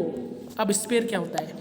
स्पेयर आपका गोला, okay, sorry, this is not a correct way, okay, ये होता है हमारा स्पेयर। अब सरफेस एरिया स्पेयर का क्या होता है? 4 पाई आर स्क्वायर, ये होता है हमारा सरफेस एरिया। वॉल्यूम क्या होता है? 4/3 पाई आर क्यूब, ये हमारा हो गया वॉल्यूम, ओके, ये हमारा हो गया स्पेयर। अब हम देखते हैं स्पेरिकल शेल। स्पेरिकल शेल क्या होता है? What is spherical shell? Spherical shell होता है आपका इस तरीके का, खोखला सा स्पेरिकल शेल, जैसे कंगन होते हैं, अरे विमेंस के बैंगल्स, राइट, वो हमारे क्या हो गए? वो हमारे क्या हो गए? स्पेरिकल शेल्स हो गए। अब उनका फॉर्मूला देख लेते हैं। Volume of spherical shell is 4/3 pi capital r cube minus small r cube. कैसे रिप्रेजेंट करेंगे हम इन्हें? 4/3 पाई ब्रैकेट में capital r cube minus small r cube, that's it. समझ आई बात? समझ आई बात? समझ आई बात? क्या होता है वॉल्यूम ऑफ स्पेरिकल शेल? सिर्फ आपको वॉल्यूम देखना है इसमें, ओके। स्पेरिकल शेल का वॉल्यूम क्या होता है? 4/3 मैं दोबारा बता रहा हूँ, 4/3 पाई ब्रैकेट में capital r cube minus small r cube, this is 3, ठीक है, that's it. Let's see hemisphere. What is hemisphere? Sphere हमने देखा तो ऐसा था। अब हेमिस्फीयर कैसा होगा? कटोरा देखा है? मैं सबके एग्जाम्पल लेकर आया हूँ आज, ठीक है। बाउल देखा है आप लोगों ने, जिसमें आप लोग दाल चावल खाते हैं, वो बाउल देखा है? That is your hemisphere guys, that is your hemisphere, this is your hemisphere, okay, this is your hemisphere, okay, this is your hemisphere again, okay, this is your hemisphere. अब हम देखते हैं इसका वॉल्यूम। वॉल्यूम क्या होता है hemisphere का? Volume होता है 1/2 volume of sphere, 1/2 volume of sphere, ठीक है। क्या होगा? 1/2 वॉल्यूम ऑफ स्फीयर। जो वॉल्यूम ऑफ स्फीयर है उससे 1/2 कर दो, उसका 1/2, ओके, हमारा आ जाएगा volume of hemisphere. Total surface area क्या होता है हमारा? 1/2 surface area of sphere, okay, 1/2 surface area of sphere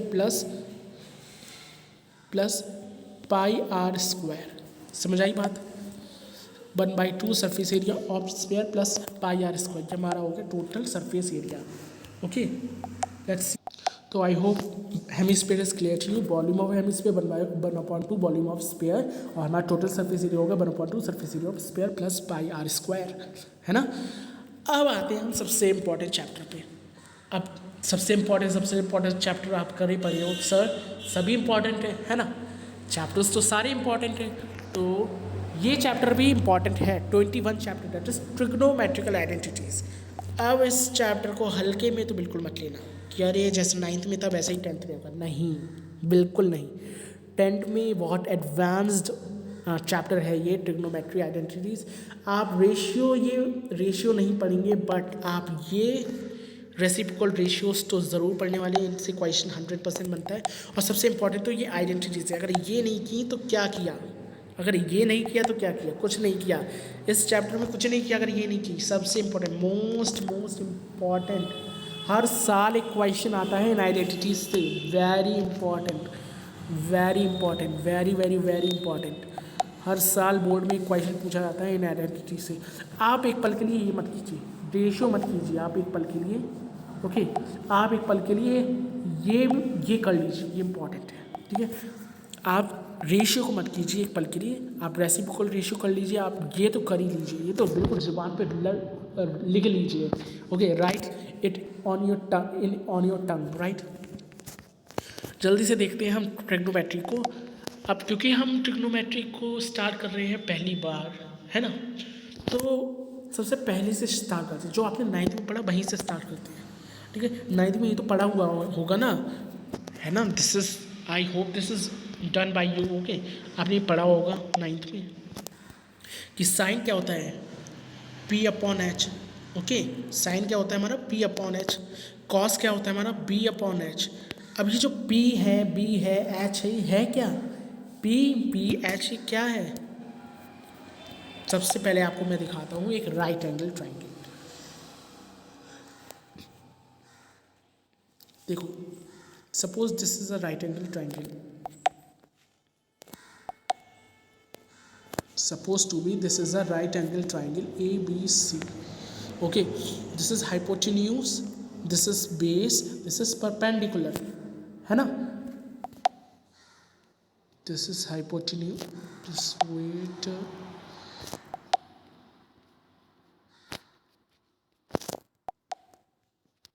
This is hypotenuse, this is base, this is perpendicular, right. अब ये देखो, जो ये 90 डिग्री से इधर वाली साइड होती है, ये होती है हमारी हाइपोटेन्यूज. ये हमारा बेस हो गया, ये हमारी फिर बचा हुई हमारी परपेंडिकुलर हो गई, हाइट हो गई. परपेंडिकुलर मतलब हाइट. अब हम हाइट को ऐसे शो इसलिए नहीं करते क्योंकि हाइपोटेन्यूज भी ऐसे ही शो हो रहा है. ये जो हाइपोटेन्यूज है ये भी तो ऐसे ही शो हो रहा है, इसलिए कन्फ्यूजन को हटाने के लिए हम ऐसा करते हैं. ठीक है, तो I hope basic is clear now. Let's see, हमारा साइन होता है P/H. सबसे पहले देखते हैं साइन को. तो साइन हमारा क्या होता है, साइन हमारा होता है परपेंडिकुलर अपॉन हाइपोटेन्यूज. साइन होता है हमारा परपेंडिकुलर अपॉन हाइपोटेन्यूज. कॉस क्या होगा हमारा, कॉस हमारा होता है बेस अपॉन हाइपोटेन्यूज. कॉस होता है हमारा बेस अपॉन हाइपोटेन्यूज. टैन हमारा होता है base perpendicular upon base. Tan हमारा होता है परपेंडिकुलर अपॉन बेस. कॉट होता है हमारा, ओके, कॉट हमारा होता है परपेंडिकुलर अपॉन वो base upon perpendicular, sorry, base upon perpendicular. Sec हमारा होता है hypotenuse upon perpendicular and hypotenuse upon base, sorry.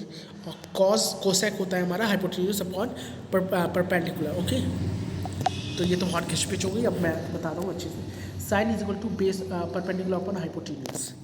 Sign जो होता है वो क्या होता है, परपेंडिकुलर अपॉन हाइपोटेन्यूज होता है.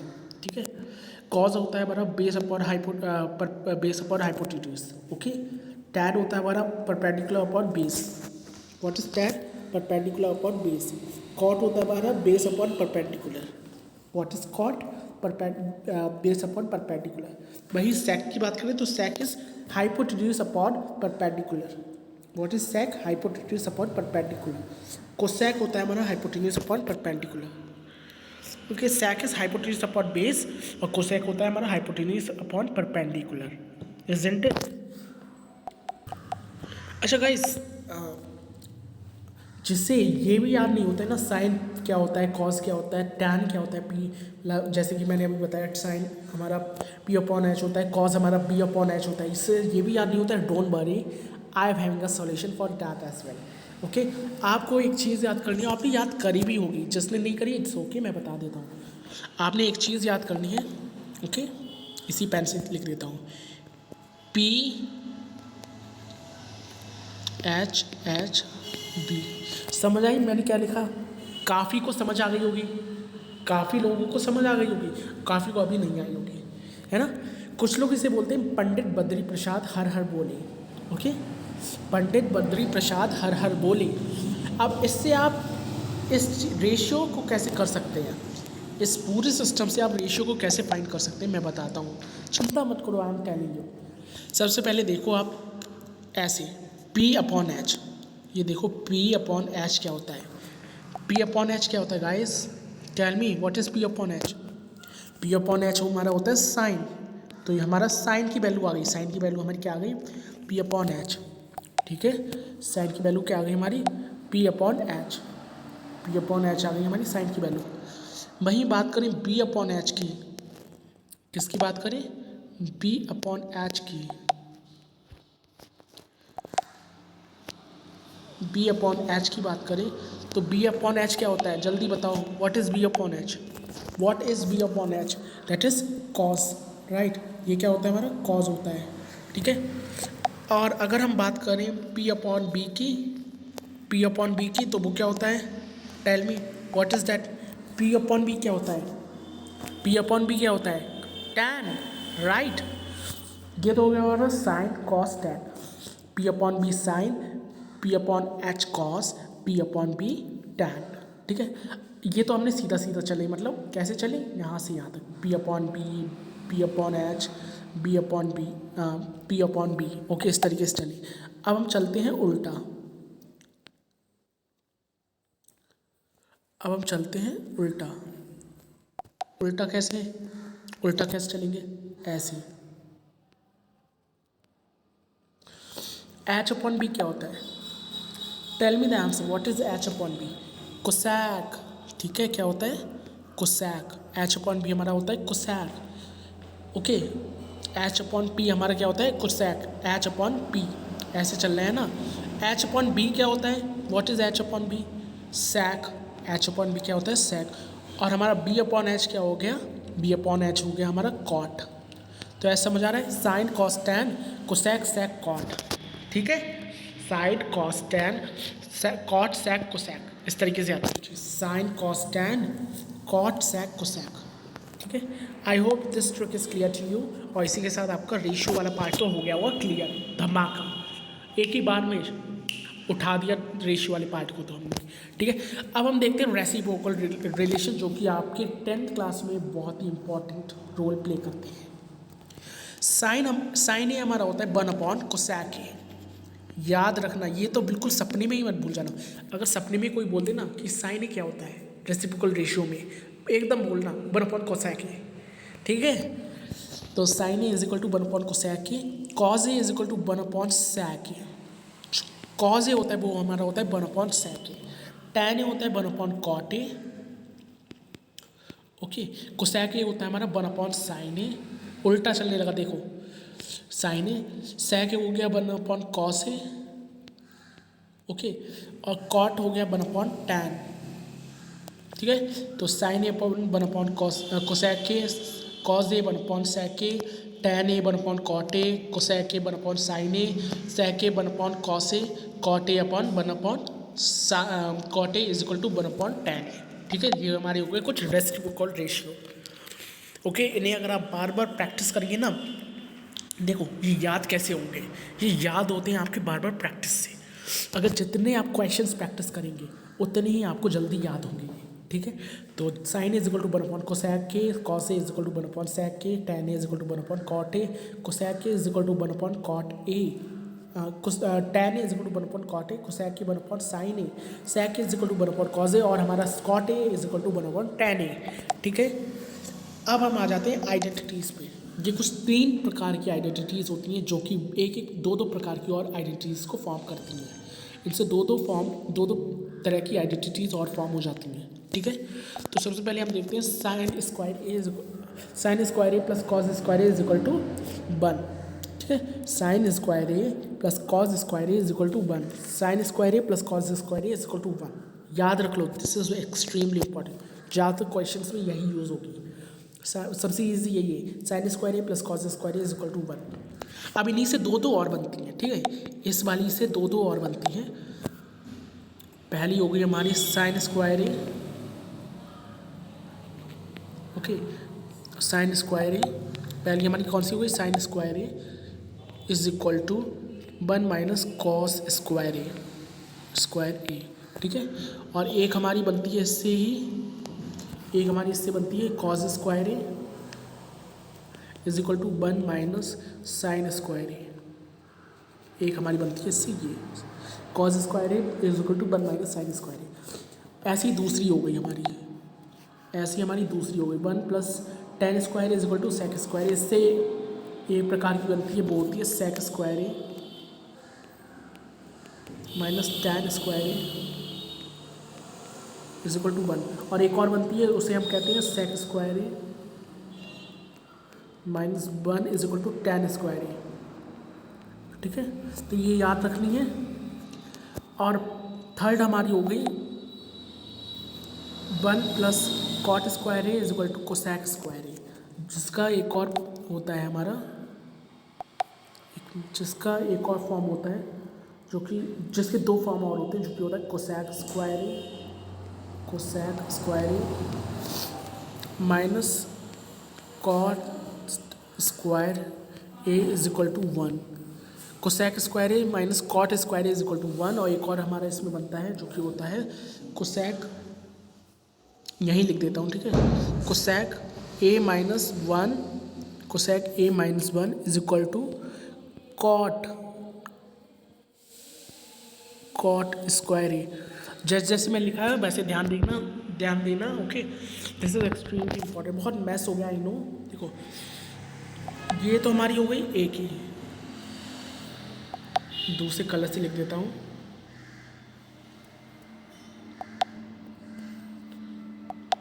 जिससे आप लोगों को याद रहे। ये तो हमारी हो गई ए की, ठीक है, ये हमारी हो गई ए की, हमारी बी की ये हो गई, एक बी की ये हो गई, एक बी की ये हो गई, ठीक है। ये हमारी हो गई सी की, सी, और एक हमारी सी की हो गई ये वाली सी। समझ आई? ऐसे देख लेना, ठीक है। Next, ratio of complementary angles. ये ज़्यादा क्वेश्चंस आते नहीं है पर इम्पॉर्टेंट है, ओके। मतलब बस आपको देखना एक बार, sine 90 minus A is equal to cos A, sine 90 minus A is equal to cos ए होता है, ठीक है। Cos 90 minus A is equal to sine A, tan 90 minus A is equal to cot A, cot 90 minus A is equal to tan A, sec 90 minus A is equal to cosec A, cosec 90 minus A is equal to सेक ए, ठीक है। ये हो गया हमारे कुछ complementary angles के ratios. बहुत important, बहुत इजी होते हैं, ओके। और इम्पॉर्टेंट ज़्यादा नहीं होते, क्वेश्चंस ज़्यादा आते भी नहीं है इससे, ठीक है, इससे ज़्यादा क्वेश्चंस आते भी नहीं हैं। तो अगर आपको साइन 90 माइनस ए की फॉर्म में कुछ दिख रहा है तो उसकी जगह पे आप कॉज ए लिख सकते हैं, उसकी जगह पे आप क्या लिख सकते हैं, कॉज ए लिख सकते हैं। कॉज 90 माइनस ए की जगह पे दिख रहा है तो साइन ए लिख सकते हैं उसकी जगह पे। इस तरीके से आपको इंटरचेंज करना होता है बस, ओके। ज़्यादा मतलब वो करते नहीं, आप जल्दी से बढ़ते हैं अपने 24 चैप्टर की तरफ, ठीक है। तो हमारा ये कौन सा चैप्टर था, जल्दी 21 चैप्टर था, 22 चैप्टर्स हमारा, उसमें कोई 23 चैप्टर्स में ऐसे कोई फॉर्मूला है नहीं, ओके। 22 और 23 चैप्टर में हमारा कोई फॉर्मूला है नहीं, जो कि हमारा क्या है, 22 और 23 चैप्टर हाइट्स एंड डिस्टेंस का है और ग्राफिकल रिप्रेजेंटेशन है वो, और 22 है वो हाइट एंड डिस्टेंस है, जिसमें कोई फॉर्मूला नहीं है। बस यही फॉर्मूला, इन्हीं फॉर्मूला से आपका ये हो जाएगा, इन्हीं फॉर्मूला से आपका हो जाएगा, इन फार्मूला से आपके वो जो नेक्स्ट चैप्टर, देखो जो हाइट एंड डिस्टेंस के लिए ये formulas, these formulas are extremely important, बहुत इंपॉर्टेंट है फॉर हाइट्स एंड डिस्टेंस के लिए। एच एंड डी का मतलब है हाइट्स एंड डिस्टेंस, तो उसके लिए ये फार्मूला इंपॉर्टेंट है, याद कर लेना, ओके।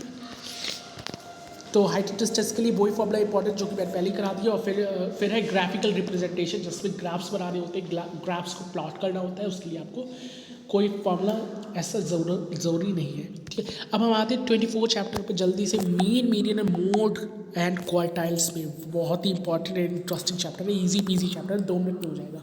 मीन का फॉर्मूला क्या होता है सबको पता है, बचपन से देखते आ रहे हो, ओके राइट, बचपन से देखते आ रहे हो कि मीन, मीडियन और मोड का फॉर्मूला क्या होता है। क्वार्टाइल क्या आ गया ये, क्वार्टाइल का मतलब देखो, जब भी ऐसे क्वार्टाइल या क्वाड्रेटिक ऐसे शब्द आया करें तो समझ जाओ करो कि ये इनका मतलब है 4, इनका मतलब है 4। अब 4 क्या, वो मैं अभी बताऊंगा आपको। पहले हम देखते हैं मीन का फॉर्मूला। मीन का फॉर्मूला होता है हमारा, mean is equal to sum of observation upon number of observation. जितने भी दिए हैं सम, जितने भी नंबर दिए उन सबका सम कर देना है, जितने भी ऑब्जर्वेशंस दिए उन सबका सम कर देना है अपॉन टोटल, उनको काउंट करके टोटल में लिख देना है नीचे, ठीक है। जैसे कि 2 + 3 + 4 अपॉन 3, ये 3 ऑब्जर्वेशन होगी ना, 1 2 3, इस तरीके से इनको ऐड कर देना है, अपॉन 3 से डिवाइड कर देना है, दैट्स इट, आपका आ जाएगा मीन। बहुत ही ईजी है, ठीक है। अब मीडियन की बारी आती है। मीडियन 2 तरह के होते हैं, डिपेंडिंग ऑन इवन और ऑड, कि अगर जो हमारा ऑब्जर्वेशन है वो इवन है तो दूसरा फॉर्मूला लगेगा, ऑड है तो दूसरा फॉर्मूला लगेगा। अगर जो हमारा नंबर है वो ऑड है, जो नंबर है जैसे, अब क्वेश्चन में हम क्या करते हैं, इन मीडियन वाली क्वेश्चन में हम जितने भी एंटिटी होते हैं, नंबर मतलब जितने भी एंटिटी होते हैं उन सबको काउंट करते हैं। अकॉर्डिंग टू द काउंटिंग हम मतलब अकॉर्डिंग टू द नंबर हम पता करते हैं कि कौन सा क्या है, मीन क्या मतलब इवन है या ऑड है, तो उसी के अकॉर्डिंग हम फॉर्मूला लगाते हैं। अगर नंबर जो ऑड है, अगर नंबर ऑड है तो हम मीडियन का फॉर्मूला लगाएंगे, n plus first term n + 1 upon second, n plus first term, okay, n + 1 upon second term, sorry, ये फॉर्मूला होता है मीडियन का, n + 1 अपॉन सेकेंड टर्म, ठीक है। और अगर इवन है नंबर तो हमारा मीडियन का फॉर्मूला होगा n upon second term plus n upon second plus first term upon 2, ठीक है, ये होगा हमारा मीडियन का फॉर्मूला। तो ये तो आप सबको पता होगा, आई होप। ओके, जल्दी मोड पे आते हैं। मोड क्या होता है, highest frequency. The highest frequency number is considered to be mode. इसके लिए क्वेश्चन देखते हैं हम अच्छे से समझने के लिए। ओके, क्वेश्चन में अगर आपसे कहा है कि मोड निकालो, तो मोड का मतलब होता है जिस नंबर की भी हाईएस्ट फ्रीक्वेंसी दिख रही है ना आपको, वही उसका मोड है। फ्रीक्वेंसी मतलब जो सबसे ज़्यादा बार रिपीट हो रहा है नंबर। जैसे कि एक नंबर देख लेते हैं हम, जैसे कि एक सीरीज़ देख लेते हैं नंबर की, 2 3 4 2 4 6 2 6 2 2 5 2 5 2, ये एक नंबर की सीरीज़ हो गई। अब देखो हर चीज़ को काउंट कर, 2 कितने टाइम्स है, 1 2 3 4 5 6 7, 7 टाइम्स 2 है, 2 जो है वो 7 टाइम है, वो 2 जो है वो 7 टाइम है। अब 3 को काउंट करो, 1 एक ही टाइम है, 4 को काउंट करो, 1 2 एक ही 2 टाइम है, ठीक है। 6 को काउंट करो, 1 2 2 टाइम है, ठीक है, 6 एंड फिर हमारा हो गया 5 को काउंट करो, 2 टाइम्स है 5। तो सबसे ज़्यादा किसकी हो गई, 2 की हमारी फ्रिक्वेंसी, क्योंकि वो सबसे ज़्यादा बार आ रही है ना। 2 कितनी बार आ रहा है, एक बार, 2 कितनी बार आ रहा है, 1 2 3 4 5 6 7, 7 बार आ रहा है 2। जो 2 है वो कितनी बार आ रहा है, 7 बार आ रहा है। तो सबसे ज़्यादा हाईएस्ट फ्रीक्वेंसी किसकी हो गई, तो मोड क्या हुआ, 2 इज़ द मोड, क्योंकि वो सबसे ज़्यादा बार आ रहा है। तो मोड इज इक्वल टू 2, क्योंकि उसकी हाईएस्ट फ्रीक्वेंसी है। समझ आई, ये होता है हमारा mode. Okay, I hope now mode is clear to you. Let's see the quartile. Quartile क्या होता है, जल्दी से देखते हैं क्वार्टाइल क्या होता है। अगर n है, अगर नंबर जो है वो ऑड है तो क्वार्टाइल क्या होगा, लोअर क्वार्टाइल। 2 टाइप्स के क्वार्टाइल होते हैं, लोअर क्वार्टाइल और अपर क्वार्टाइल। अगर जो हमारा अगर जो हमारा नंबर है वो ऑड है तो लोअर क्वार्टाइल क्या होगा, Q1 क्या होगा, n plus first term upon n + 1 upon fourth term. Okay, अगर अपर क्वार्टाइल है तो हमारा क्या होगा, Q3 is equal to 3n + 1 upon fourth term. ये हमारा होगा अपर क्वार्टाइल अगर n ऑड है। ध्यान देना, n क्या है, ऑड है, ठीक है। और अगर इवन है n तो क्या होगा, इवन है n तो क्या होगा, लोअर क्वार्टाइल होगा n अपॉन फोर्थ टर्म, और अपर क्वार्टाइल होगा 3n अपॉन फोर्थ टर्म। समझ आई, समझ आई कि नहीं। अगर एन ऑड है तो क्वार्टाइल क्या होगा, एन प्लस फर्स्ट टर्म। देखो लोअर क्वार्टाइल को Q1 से शो करते हैं, अपर क्वार्टाइल को Q3 से शो करते हैं, ठीक है। अब अगर नंबर जो ऑड है तो हमारा लोअर क्वार्टाइल क्या होगा, Q1 is equal to n plus first term first upon fourth term, n plus one upon fourth term, और अपर क्वार्टाइल क्या होगा, Q3 is equal to 3n plus one upon fourth term, ये हमारा अपर quartile होगा। अगर number जो वो even है तो लोअर क्वार्टाइल क्या होगा, n अपॉन फोर्थ टर्म, और अपर क्वार्टाइल क्या होगा, 3n अपॉन फोर्थ टर्म। समझ आ रही बात। इंटर क्वार्टाइल क्या होता है, इंटर क्वार्टाइल हमारा Q3 से Q1 को माइनस कर दो, इंटर क्वार्टाइल आ जाएगा, इंटर क्वार्टाइल आ जाएगा अगर आप Q3 को Q1 से माइनस कर देंगे तब। समझ आई। लास्ट चैप्टर पे आ गए गाइस, लास्ट चैप्टर पे आ गए गाइस, प्रोबेबिलिटी पे आ गए हैं। जल्दी से खत्म करते हैं प्रोबेबिलिटी को भी। प्रोबेबिलिटी में सिर्फ एक चैप्टर, एक फॉर्मूला है PA, okay, that is the probability of event. A का मतलब होता है PA की जगह पे PE रखो, एक मिनट, PA की जगह पे आप PE रखो, जस्ट वेट। सो PA मतलब हो PE, ओके, PA की जगह PE रखो। PE is equal to number of favourable outcome upon total number of possible outcome. मतलब जितने भी आपके फेवरेबल आउटकम है जो कि आपकी फेवर में है उन्हें ऊपर रखो और टोटल नंबर ऑफ आउटकम्स आपके नीचे रखो। जैसे कि आपने एक डाइस को फेंका, आपने एक डाइस को फेंका तो 2 आने की कितनी प्रोबेबिलिटी है, तो आपने 2 आने की कितनी प्रोबेबिलिटी है, तो 2 तो आपके हो गए फेवरेबल आउटकम, क्योंकि आप चाहते हैं कि 2 आए, तो वो तो आपको ऊपर रखने होंगे, इधर रखना होगा 2 को, ठीक है। और टोटल कितने होते हैं नंबर, डाइस पे कितने नंबर होते हैं, 6 नंबर होते हैं। इन दोनों को डिवाइड कर लो, क्या आ जाएगा, 1/3 आ जाएगा। दैट्स इट, यही होता है आपका probability. That's it. Let's see the formula of excluded chapters which were not there in 2023 boards examination. उनको देखने जा रहे हैं जो 2023 बोर्ड एग्जामिनेशन में नहीं थे, उनके फॉर्मूलाज को हम डिस्कस करने वाले हैं। जल्दी से उनको भी देखते हैं। 2 चैप्टर्स नहीं आए थे जो कि शेयर्स एंड डिविडेंड है, और एक हमारा है क्या, एक हमारा है ज्योमेट्रिक प्रोग्रेशन एक हमारा क्या है, geometric progression, that is GP। ये 2 चैप्टर्स नहीं आए थे। और एक हमारा locus, that is loci, locus जो होता है सर्कल में, लोकस जो लोकेशन होती है, वो वाला चैप्टर नहीं आया है। तो उसमें कोई ऐसा सच फॉर्मूला नहीं है, तो उसे हम नहीं देखेंगे, हम इन्हें देखने वाले हैं। जल्दी से देखते हैं शेयर्स एंड डिविडेंड को।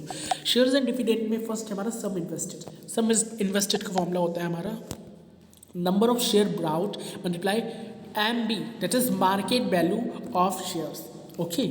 नंबर ऑफ शेयर ब्राउट, कितने शेयर आपने खरीदे हैं उनके नंबर, और मार्केट वैल्यू, जितने भी आपकी मार्केट वैल्यू है जो कि प्रिंटेड प्राइस होता है, जैसे हम प्रिंटेड प्राइस भी कहते हैं, उससे आपको मल्टीप्लाई करा देना, तो आपका सम इन्वेस्टेड का फॉर्मूला बन जाएगा, ठीक है।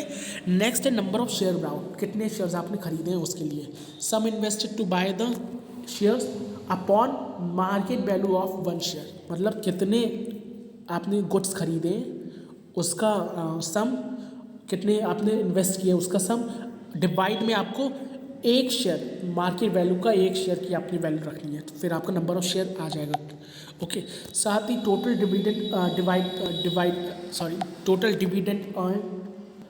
डिविडेंड अर्न का फॉर्मूला क्या होगा, number of share multiplied rate of dividend multiply NV, that is nominal value of a share, okay, that is the nominal value of a share. NV का होता है नॉमिनल वैल्यू।